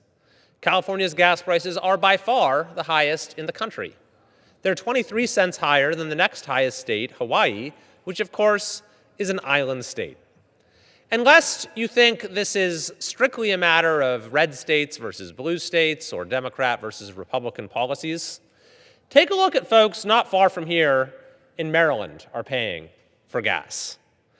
In Maryland, the state average is actually $2.98, $1.65 cheaper than in California. And here are examples of a gas station in California and a gas station in Maryland. Now, Maryland is actually a bluer state than California is. And so the reason our citizens in California have to pay so much is because of the uniquely bad policies that we have in California, such as the highest in the nation gas tax, such as a so-called cap and trade program, such as regulations around the fuel mix that make it incredibly difficult to source.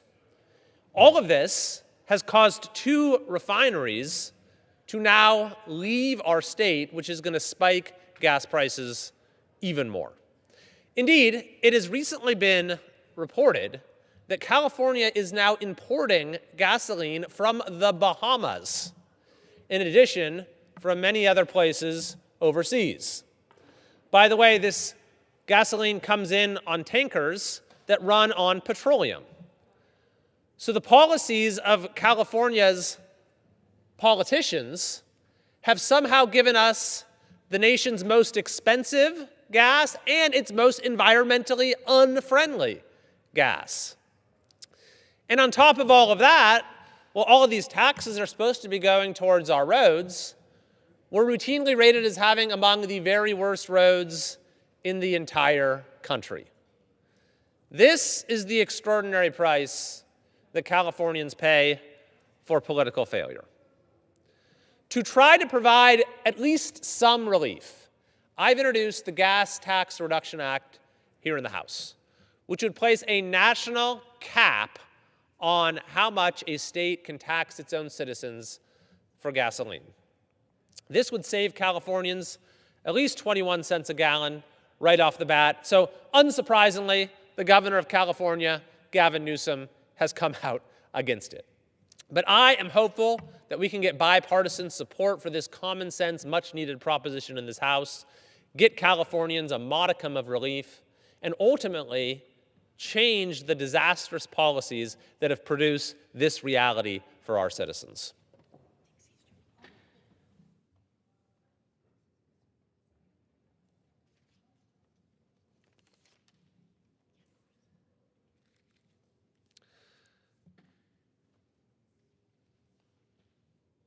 Mr. Speaker, I rise today to share the alarming news that in California, a serial child molester by the name of David Funston has been granted early release. The parole board has granted parole to Mr. Funston, a serial child molester who, according to the Sacramento County Sheriff's Office, used candy and toys to lure children 7 years old and younger. He was convicted of 16 counts of kidnapping and child molestation. According to the sheriff, multiple young children were victimized, some as young as 4 years old. He was sentenced to more than 20 years in prison, along with 3 additional consecutive sentences of 25 years to life, with the judge describing him as, quote, the monster parents fear the most. And yet, the parole board has now released him, or has recommended his release, pursuant to a program known as the Elderly Parole Program that grants eligibility for parole to individuals over the age of 50. Now, when this program was expanded to include anyone over 50, even for these most heinous and vile of crimes, I was a member of the legislature and voted against it. It, in fact, received broad bipartisan opposition. Yet Governor Gavin Newsom nevertheless signed that bill into law, putting many, many Californians, putting many, many young Californians at risk.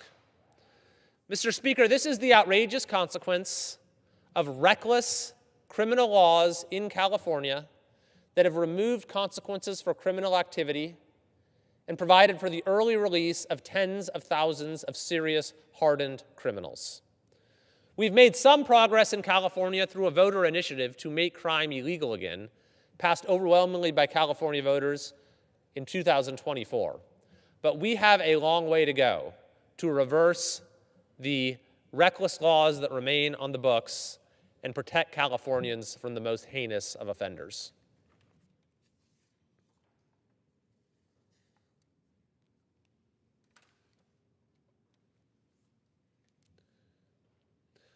Mr. Speaker, it is undeniably true that many, many Americans continue to struggle with the cost of living in this country.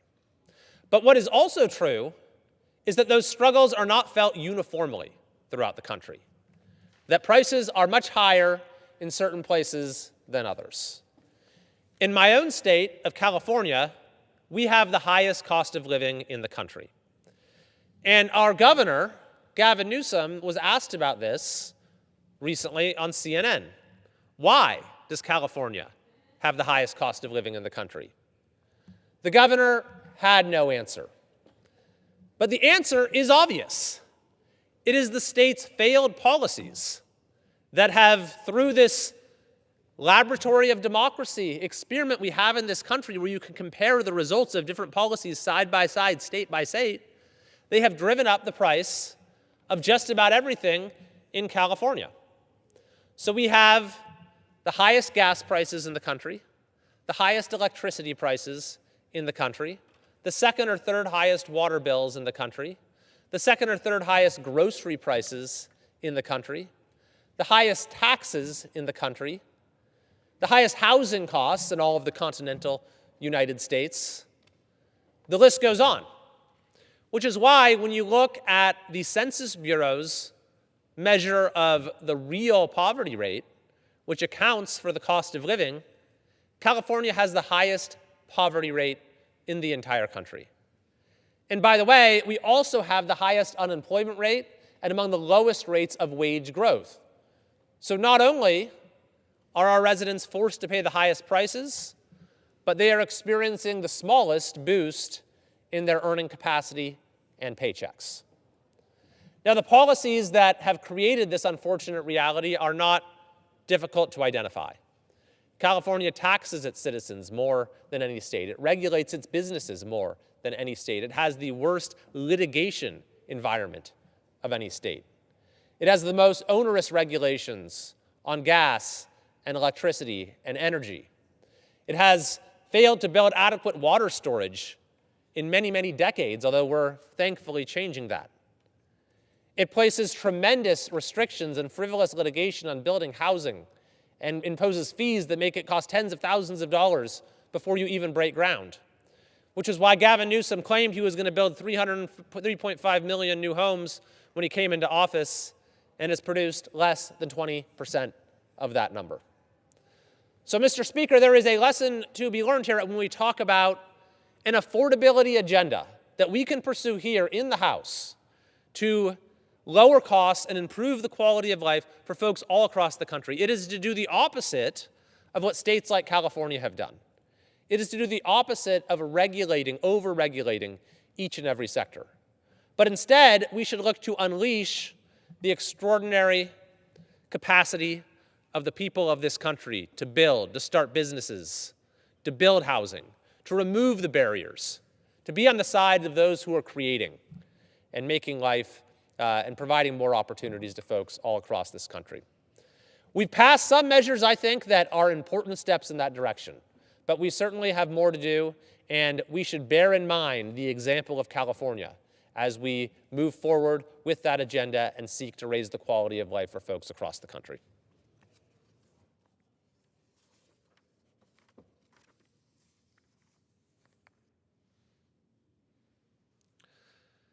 Mr. Speaker, the CEO of the California High-Speed Rail Authority was recently arrested and placed on leave. So the rail authority is now on to its 6th CEO. That means there have been 6 more CEOs than there have been passengers, because of course there haven't been any passengers. Despite spending $17 billion over 17 years, there has been no track laid. Nevertheless, the governor recently, with quite a bit of hoopla, held an event in Kern County to celebrate the fact that a single railhead has now been completed. And the governor crowed that they are now entering the track-laying phase, whatever that might mean. Mr. Speaker, it is time for the governor to acknowledge what the U.S. Department of Transportation did in a recent compliance review, that this project has no viable path forward. Thankfully, in the House of Representatives, following a bill I introduced to this effect, there was a bipartisan vote to cut off all further federal funding for high-speed rail. There is no viable path forward for the project, and I do believe when we have a new governor in the state, the project will finally be wound down.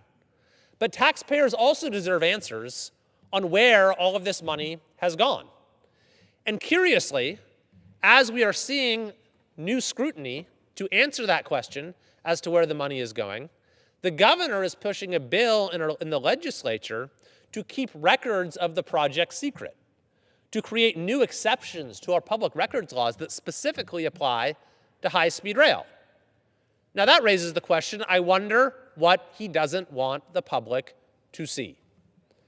So, Mr. Speaker, I will continue to fight to assure that our share of federal tax dollars goes towards projects like our roads that will actually benefit Californians now that we've cut off funding for high-speed rail.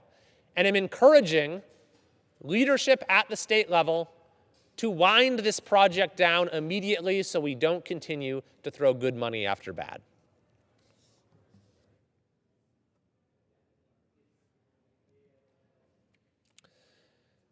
Mr. Speaker, I am grateful to hear that there is going to be an investigation, an audit of the so-called next generation 911 system in California by the nonpartisan state auditor, or at least this is being requested.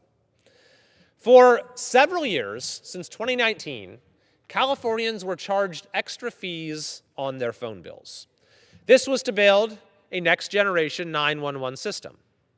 So the fees were paid by the taxpayers, and they went into a pot of money to build out this system. And the Newsom administration ultimately spent $450 million building this new 911 system, which is needed. Our system is outdated in California. And yet the Newsom administration has just announced it is scrapping the entire project because the technology doesn't work. How does that happen, Mr. Speaker? This is California, by the way. Silicon Valley is a stone throw away from the governor's office. How do you charge Californians fees for years on their phone bills, spend $450 million, and get absolutely nothing for it because the technology doesn't work? So now our taxpayers have lost that money, and we still don't have an upgraded 911 system.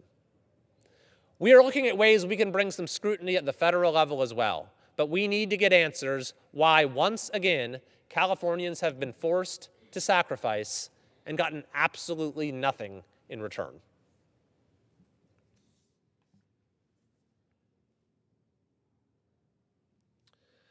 Mr. Speaker, the so-called wealth tax being proposed in California has now caused individuals worth a combined $1 trillion by some estimates to leave the state. The latest are Mark Zuckerberg and Steven Spielberg. Others include Larry Ellison, the founders of Google, Larry Page and Sergey Brin, among many others. Now, the wealth tax would confiscate 5% of an individual's net worth if they're worth more than $1 billion. And what's worse is it would actually go after people who have already left the state if they had been in California within a year of the measure's enactment. So that is why you're seeing this exodus simply based on the wealth tax being proposed. Because if you stick around too long before it goes into effect, if you miss the deadline, then they'll come after you and seize your assets wherever you might be. I could not think of a more self-defeating proposition. Let's start with the fact that a lot of high net worth individuals don't necessarily have 5% of their assets that are liquid.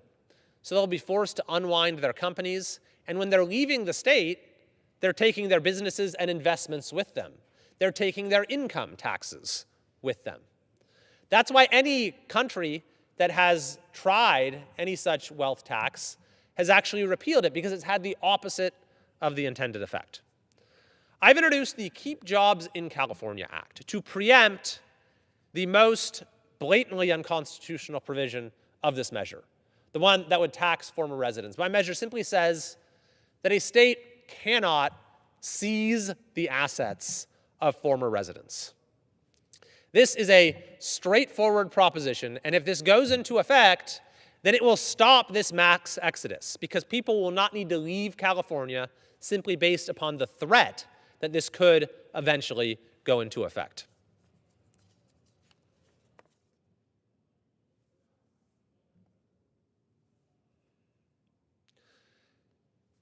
Mr. Speaker, I have joined with several of my colleagues, including the co-sponsor of legislation I've introduced, Representative Costa, in calling for immediate consideration of our bill to find, detect, and shut down illegal biolabs operating throughout the United States.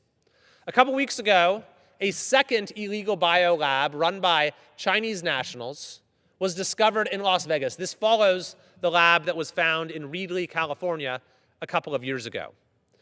It was run by the same international fugitive with ties to the Chinese Communist Party. And while the samples are being tested now, it looks very similar to what was found in Reedley, where some of the world's most dangerous pathogens were being held. Pathogens like E. coli, like malaria, like HIV, like COVID, like AIDS, in this facility that no one knew was even there. They also had genetically modified transgenic mice in this facility in Reedley. And by the way, they had a freezer that was labeled Ebola at that Reedley facility. Now, it should be noted that Ebola has a 50% fatality rate. A 50% fatality rate. And while it is not especially transmissible, we know, based upon our experience with COVID, that in the Wuhan lab, they conduct gain-of-function research. So imagine if they produced a strain of Ebola with its 50% fatality rate that had a higher level of transmissibility. I could not think of a more jarring threat to public health in the United States. Mr. Speaker, the U.S. Congress needs to act with urgency in considering and passing this legislation that we've introduced. After the first lab was discovered, I said we don't know how many others are out there. And that concern was echoed by a report by the House Select Committee on the Chinese Communist Party. Well, we now know that at least one other lab was out there. But the question still remains, how many others are there? We need to get answers to that very quickly, and we need to make sure we are doing everything we possibly can to find and shut down any other labs that are indeed out there.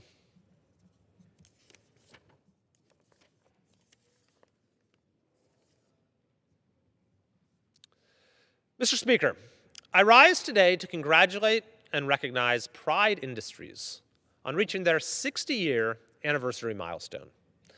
In 1966, Pride Industries was founded in the basement of a church in Auburn, California, by a group of parents of young adults with developmental disabilities. These parents shared a simple yet powerful goal: to ensure their grown children had purpose and the opportunity to participate in the workforce. Now, 60 years later, still based in Placer County, they are the leading employer in the nation of people with disabilities. And Pride has operations that span across 15 different states, as well as here in Washington, D.C. Throughout the past 6 decades, Pride Industries has remained committed to making direct investments in breaking down barriers to employment strengthening our local workforce, driving economic growth, and delivering a lasting and meaningful social impact.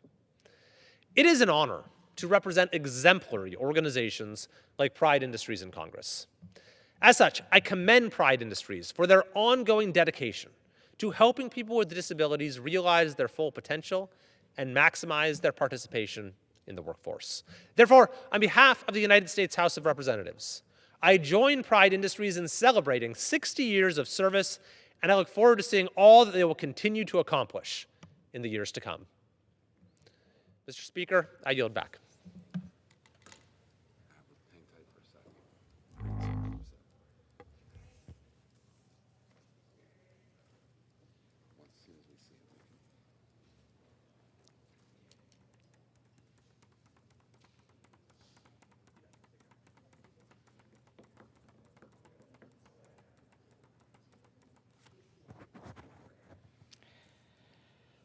Under the Speaker's announced policy of January 3, 2025, the Chair recognizes the gentleman from Texas, Mr. Green, for 30 minutes. Thank you, Mr. Speaker, and still I rise. And I rise, Mr. Speaker, a liberated, unbought, unbossed, fearless, unafraid Democrat. I rise to Speaker with a special message, one that concerns events that transpired right here on the floor of the House of Representatives last night. I rise, Mr. Speaker, to speak truth to power and truth about power. To speak truth to power, you have to simply say to power, we have a problem, and let us solve the problem. But if you speak truth about power, you say, power, there's a problem, and you're it. I'd like to address both. Let's start with the genesis of what occurred last night. And that genesis is a meme in some worlds, but it was actually something AI concocted, and it had President Obama and First Lady Michelle Obama being represented as apes, portrayed as apes. I find this unacceptable, and a good many people of goodwill found it unacceptable as well. Well, as a person of goodwill, finding this unacceptable, I wanted to do more than simply tweet something about it or write something about it. I wanted the president to know that people of goodwill will confront him and let him know that he's doing things that are unacceptable. It is unacceptable to portray Homo sapiens, especially persons of African ancestry, as apes. A little bit more than in some worlds of the ape family, and a little bit less than a Homo sapien. Something that's sort of in a twilight zone. Maybe the missing link, if you will. Well, we're not the missing link. We're as human as anybody else, and we're going to demand the respect that everybody else is accorded. This is not a world where you're going to relegate some human beings to a lower life form simply because it pleases you and a host of people that you happen to communicate with. This is unacceptable. So right here, I sat on this row. I was over one seat away from the aisle, but when the president approached, I then approached the aisle. And when I approached the aisle, I wanted him to see a sign that I had that simply said, but it was truthful, I believe it was powerful. Black people are not apes. Black people aren't apes. And I flashed that for the president to see. Based upon the way he turned away and tried to move briskly, it appears that he got the message but did not want to embrace the message. And as a result of this, he made his way up to give his speech, and I continued to stand silently holding my signage. My signage was my means of silently protesting. There were other persons over in this area who were protesting, and they were doing it peacefully. They had on signage. It was displayed on a cap, is what I saw on one person. A cap, and it had language on it. These kinds of things are done in this chamber quite regularly. If someone thinks it's too often, I won't differ with them, but we'll all have to stop if we're going to stop. Some of us, every one of us, will have to behave in a similar fashion. Well, I stood there with my signage, and my colleagues became rather disturbed about it. I did not create a disturbance. I stood there silently. They created the disturbance. They're the people who grabbed and ripped my signage. They're the people who said things to me as I traversed the aisle and tried to make my way out of the chamber. They're the people who became rather rambunctious and behaved in some ways in an unacceptable fashion. So if there is to be some concern about who created the disturbance, then you have to look at the video and you will see. I'm saying this to you because I have heard talk of someone wanting to censure me again. I have already been censured. This happened some time ago. And I have signage that I use to indicate that while I have been censured, my signage indicates that I have not been silenced. And I will not be silenced. Censured but not silenced. This is when the president was here for a joint session of Congress, and the president was indicating that he had a mandate, and I wanted him to know that he didn't have a mandate to cut Medicaid, Medicare, or Social Security. And I spoke up. I was seated in that very same area, and for this, I was removed and I was censured. But for this that occurred last evening, there should not be a censorship of me. If anybody is going to be censured, it should be the people who became so rambunctious as to create a disturbance. I didn't do that. I silently stood, and I would do it again. The first time when I engaged the president, it was with spontaneity. I did not plan this. I responded to this because I was concerned about Medicaid, Medicare, and Social Security. And well, I should have been, because about $1 trillion has been cut from health care. And we are still fighting to get subsidies so that people can pay premiums that they can afford. This is a part of that affordability that the president refuses to recognize. But I did this with a degree of spontaneity. It was not planned. What I did last night was planned. But it was only planned after I did have a conversation with my staff and asked them to tell me why I should and should not come over. We had that conversation, and I made the decision myself. My staff did not make the decision, but I welcomed their input. And I came here to behave as I did and engage in peaceful, silent protest. Peaceful, silent protest. However, my colleagues caused it to metamorphose into something that was less than what some persons would call the standards that we've set for ourselves here in the House of Representatives. So I'm not going to give a long message today. I wanted to make this message clear such that people would understand that I believe in what I did. The president should not portray persons of African ancestry as apes. This is unacceptable given the history in this country of caricatures such as this being utilized against people of color at an earlier time. And the president would take us back to those ugly days when you could call black people N-words with impunity, when you could demand that black people show respect that was not deserved, when black people were relegated to the back of the bus, they were relegated to the balcony of the movie and the bottom of the jails. This is unacceptable. Black people are not going back, Mr. President. Black people are going to move forward with the rest of this country. And I'm giving notice today that we will not tolerate this level of injustice emanating from the highest office in this country, from the presidency. We will not tolerate it, Mr. President. I speak for a good many people of goodwill, of all hues, who have decided they will not tolerate it. Now, one final word on something else before I bring you to my closing. It seems to me that the news media, a good many, not all of the outlets, not all of them, but a good many of these major outlets have decided that they will determine when a problem that African Americans are having to suffer, they will determine when it is worthy of being televised, worthy of when it should be challenged, the problem itself should be taken on. And they will decide who is going to solve our problems. If we allow other people who, for whatever reasons, have a timeline that does not coincide with our suffering, then we do ourselves a disservice. We cannot allow some of these major news sources to decide when they will give us the opportunity to protest our problems.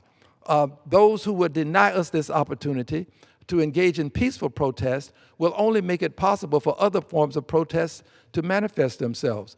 This peaceful protest is an acceptable methodology by which problems can be brought to the attention of the public, they can be properly litigated, and they can be resolved. But not when you have a media, and there are many of them that would do this. And I'll tell you who they are so that there won't be any question about it. I know that they don't favor me because I talk not only to them but about them. They're the same people, the same networks who are over in the Russell office building, over in the Russell office building, named in honor of a bigot and a racist. Richard Russell was a co-author of the Southern Manifesto. Richard Russell fought anti-lynching legislation. Richard Russell fought civil rights legislation. We should not honor a bigot and a racist by placing his name on a building paid for with taxpayer dollars. So who are they? They're the people who have themselves stationed above the statue of Richard Russell in the Russell Senate office building. They are CNN, they're MSNBC. Yes, they're two of the major components of this group of folk who don't respect us enough to move themselves from the Richard Russell office building. And don't leave Fox News out. These are the people who talk as though they are our friends, who give the impression that they want to see our problem solved, yet they are part of the problem over in the Russell Senate office building. CNN, MSNBC, no longer that, MS Now, and also Fox News. They are a part of the problem. And I speak truth not only to power. I told you I would speak truth about power. This is about them. And this is about what they're doing to prolong the suffering that we have to endure by having Richard Russell's name on the building and having them right there over Richard Russell in the rotunda dedicated to Richard Russell. How shameless are you? Why is it that you, who portray yourselves as the bearers of the torch of freedom, as the carriers of the words of liberty and justice for all, how can you station yourselves in that building all of these years and not make a to-do of it? You know you have the power to make the change come about. The Senate itself can do it, and you can influence the Senate. But rather than do that, you and the Senate, you're participants in the same cover-up of Richard Russell being the racist that he is and having taxpayers pay for his name on a building. So those are the people that I'm talking about, and there are others. But I just mentioned these three main characters in a sense because they are the ones that hold themselves out to be such great liberty-seeking people and wanting justice for everybody. Shame on you! You don't want justice for everybody. You just want to make the news for yourselves. I marvel at how news people have decided now that if the story is to be told, they have to make the news too. Just report the news. Tell the truth about what's happening over in the Russell Senate office building. But these are the people who want to decide when the problems of people of color can be solved and who will have the opportunity to solve them. And until they decide who it is that will have the opportunity to do this, it won't be done. Shame on you. Shame on you. Become the news people that you're supposed to be. Don't pick and choose. Just carry the news. And unfortunately, they have become so interwoven with the various parties that they literally are mouthpieces for one party or another. You're the news source. You're not mouthpieces for any political party, or you shouldn't be, but that's what you become. Shame on you. Do you have no respect for the profession that you're supposed to represent? Now, as I come to my final close, sometimes I close more than once, and I'm being handed a note, so let me just see what my note says, so please forgive me. All right, I shall honor this request. I am honored to tell you that in my quest, which is not a quixotic quest, I see it as a noble calling.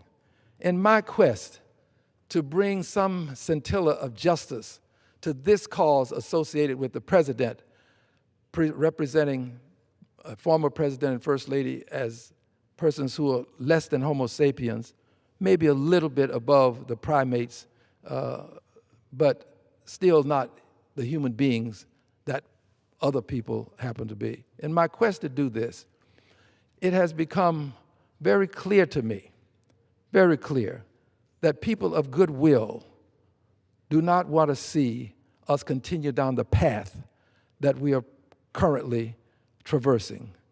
People of goodwill want to see us unite and deal with the great issues of our time.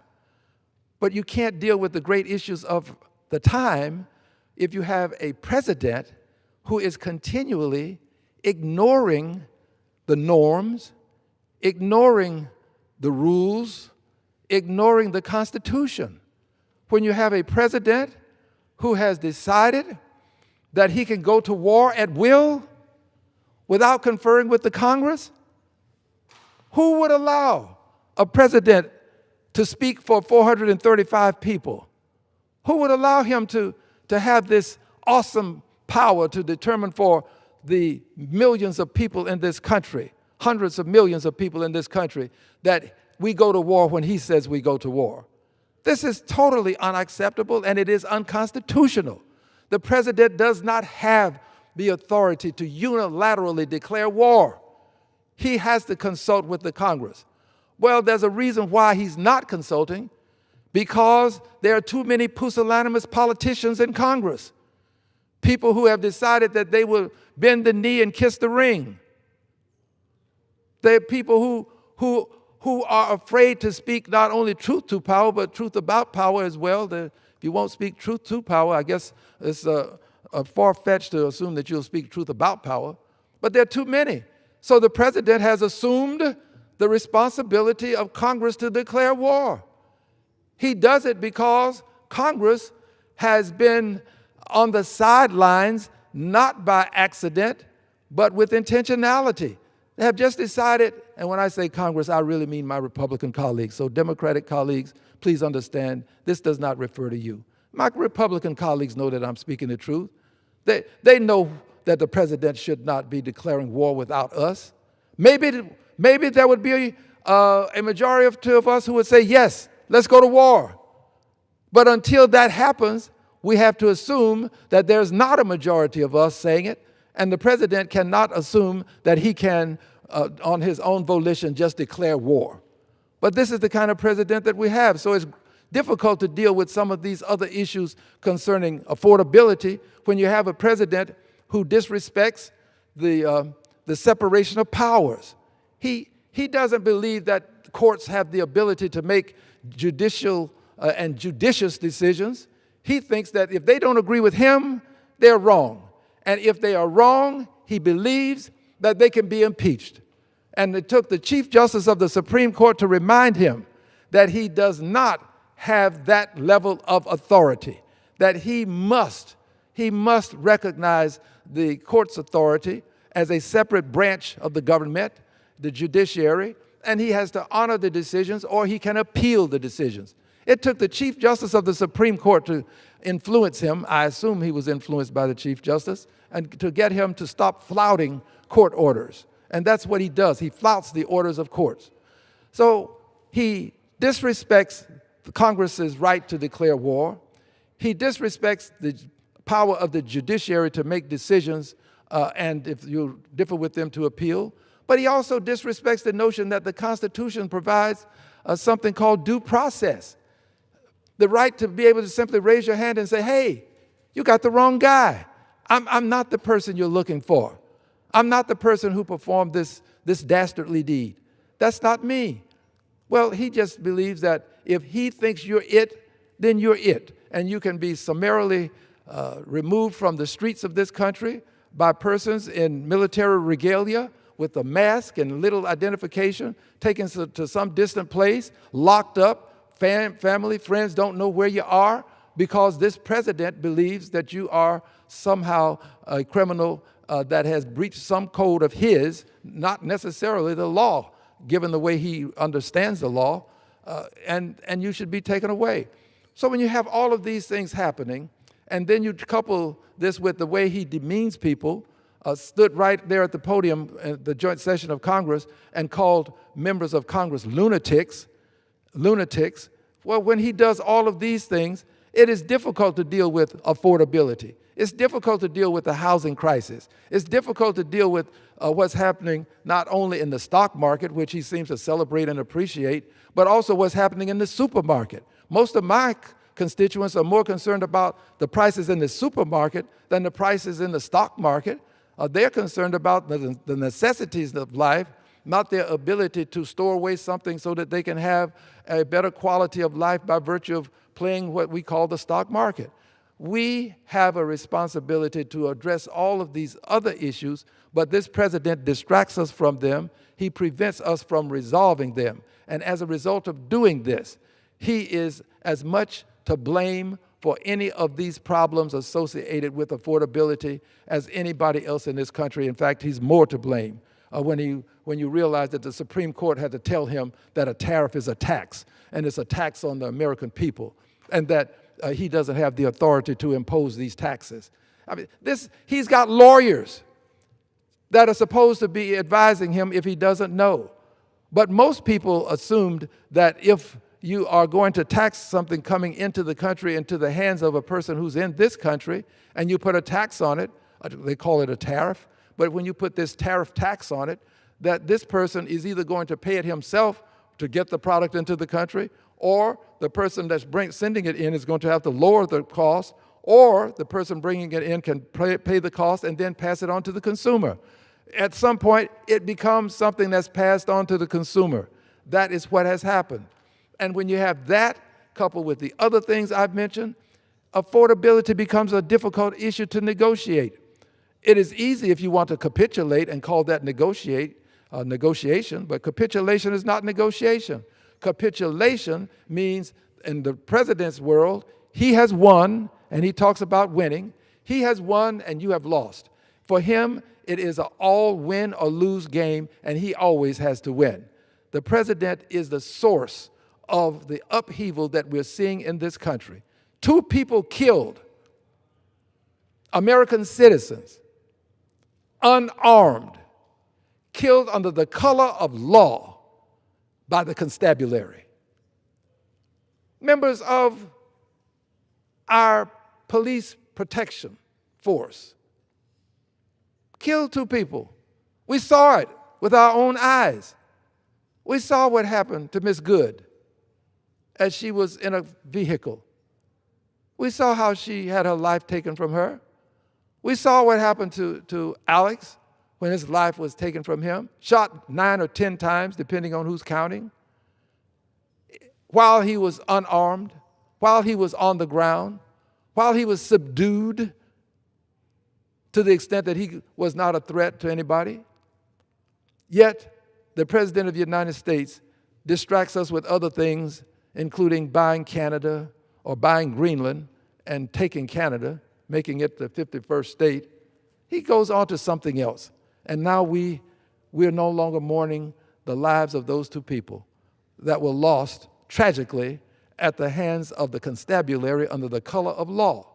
These kinds of things are distractions that allow him to get away with other things that allow his family and himself to make huge sums of money, profits.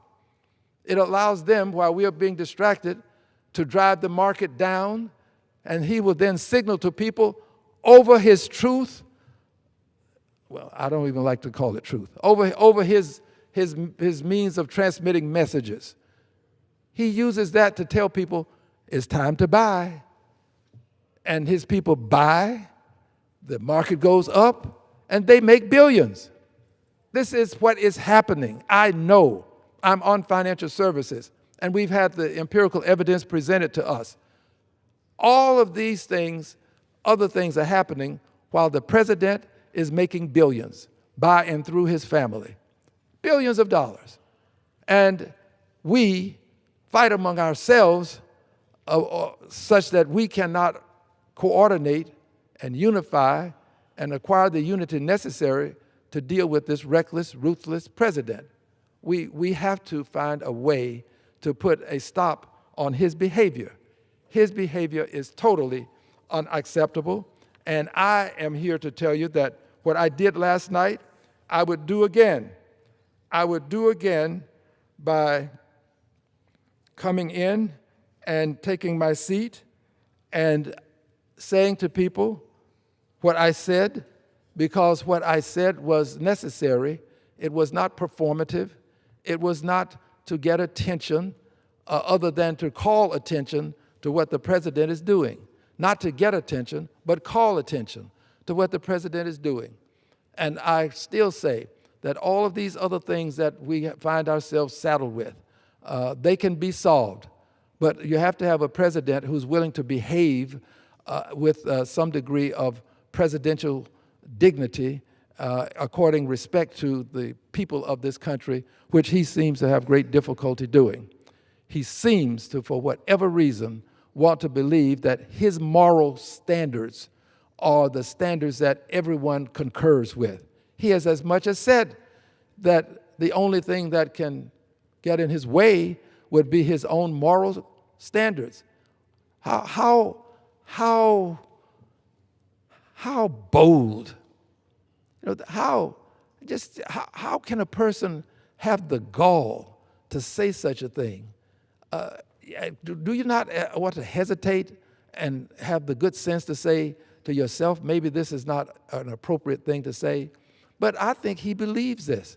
And because he believes it, he imposes it on us, whether we like it or not. Well, Democrats don't like it, and Democrats want to do something about it, but Republicans are in the majority. So if there's a problem with these great issues of our time, don't lay them at the feet of Democrats. Democrats are doing as best as they can with what they have to work with, the resources that are available to them. And these resources are not unlimited. We just don't have the same opportunity to bring legislation to the floor that Republicans have. We don't have the opportunity to deny things to get to the floor that Republicans can deny. We are in a weakened position because they have 218 votes or more in the House, and they have more than 51 votes in the Senate. So they're in the majority. But when you're in the majority, don't blame President Biden for what you're doing. President Biden is no longer a president of the United States. He should not be blamed for what is happening currently within the United States. This is Donald Trump's watch, and we ought to blame Donald Trump and the Republicans who side with him and prevent us from solving the great issues of our time, because they have the power. We have but one power that we can use without the consent of the other side. That one power is impeachment. One power, the power to impeach. And we are in a countdown. We're in a countdown because whether the president likes it or not, whether I like it or not, the people of the country want to see him impeached. And whether he likes it or not, or whether I like it or not, or anybody else, he is going to be impeached before he leaves office again. And he should be, for what he has done to the country in terms of its devolution into authoritarianism. He should be impeached. And Mr. President, you will be impeached for your dastardly deeds done and for the way you have demeaned the presidency, the way you have harmed society with your behavior. You should be impeached. And I say to you, I would, without question, reservation, or hesitation, given the opportunity, bring the articles of impeachment to have him at least impeached. I would hope that the Senate would act and remove him from office. But even if the Senate chooses not to act, we should proceed with our countdown to impeachment and impeach him, because it's that impeachment that will make the difference in the lives of the people of this country when the signal is sent that we do not agree with his behavior. People are waiting for us to let them know that we don't agree, and this is the best way to signal to them we don't agree, with articles of impeachment, where we can make our case, explain it to the public, and then take a vote on it and show the public that a majority of the people in the House of Representatives differ. Well, someone would say, well then, why bring impeachment until you have on a majority, because we quite often build up to a majority by presenting legislation on the floor that doesn't get a majority of votes the first time. The best example of this is health care. It took us almost a century to get the kind of health care that we have so that people who have affordability problems will have health care in this country. It took us almost a century to do it. But we kept bringing it back and back until we were able to get a president, a House, and a Senate that could agree on something and get it done. That's the way it is with impeachment. Somebody has to lay the foundation for it. And when you lay the foundation for it, you are putting the country in a position to move forward with it. I am assuring you that, Mr. President, should you continue with what you're doing, articles will be filed whether they are agreed upon by a majority or not. We will file the articles of impeachment, and we will have votes on them. This is what I believe the Constitution not only allows, but requires. This is what I think that the Constitution requires. So I want you to take these last words to heart. I still rise, unbought, unbossed, a liberated Democrat, speaking truth to... Members are reminded to refrain from engaging in personalities towards the president. The chair announces on behalf of the Speaker, Majority Leader, and Minority Leader that the joint appointment pursuant to Clause 6 of Rules 2 and the order of the House on January 3, 2025, of the following individual to serve as Inspector General for the House of Representatives. Ms. Christine Stevenson of Brandywine, Maryland. Does the gentleman have a motion? Mr. Speaker, as a liberated Democrat, I now move that the House adjourn. The question is on the motion to adjourn. All those in favor say aye. All those opposed say no. The ayes have it. The motion is adopted. Accordingly, the House stands adjourned until 9:30 a.m. tomorrow.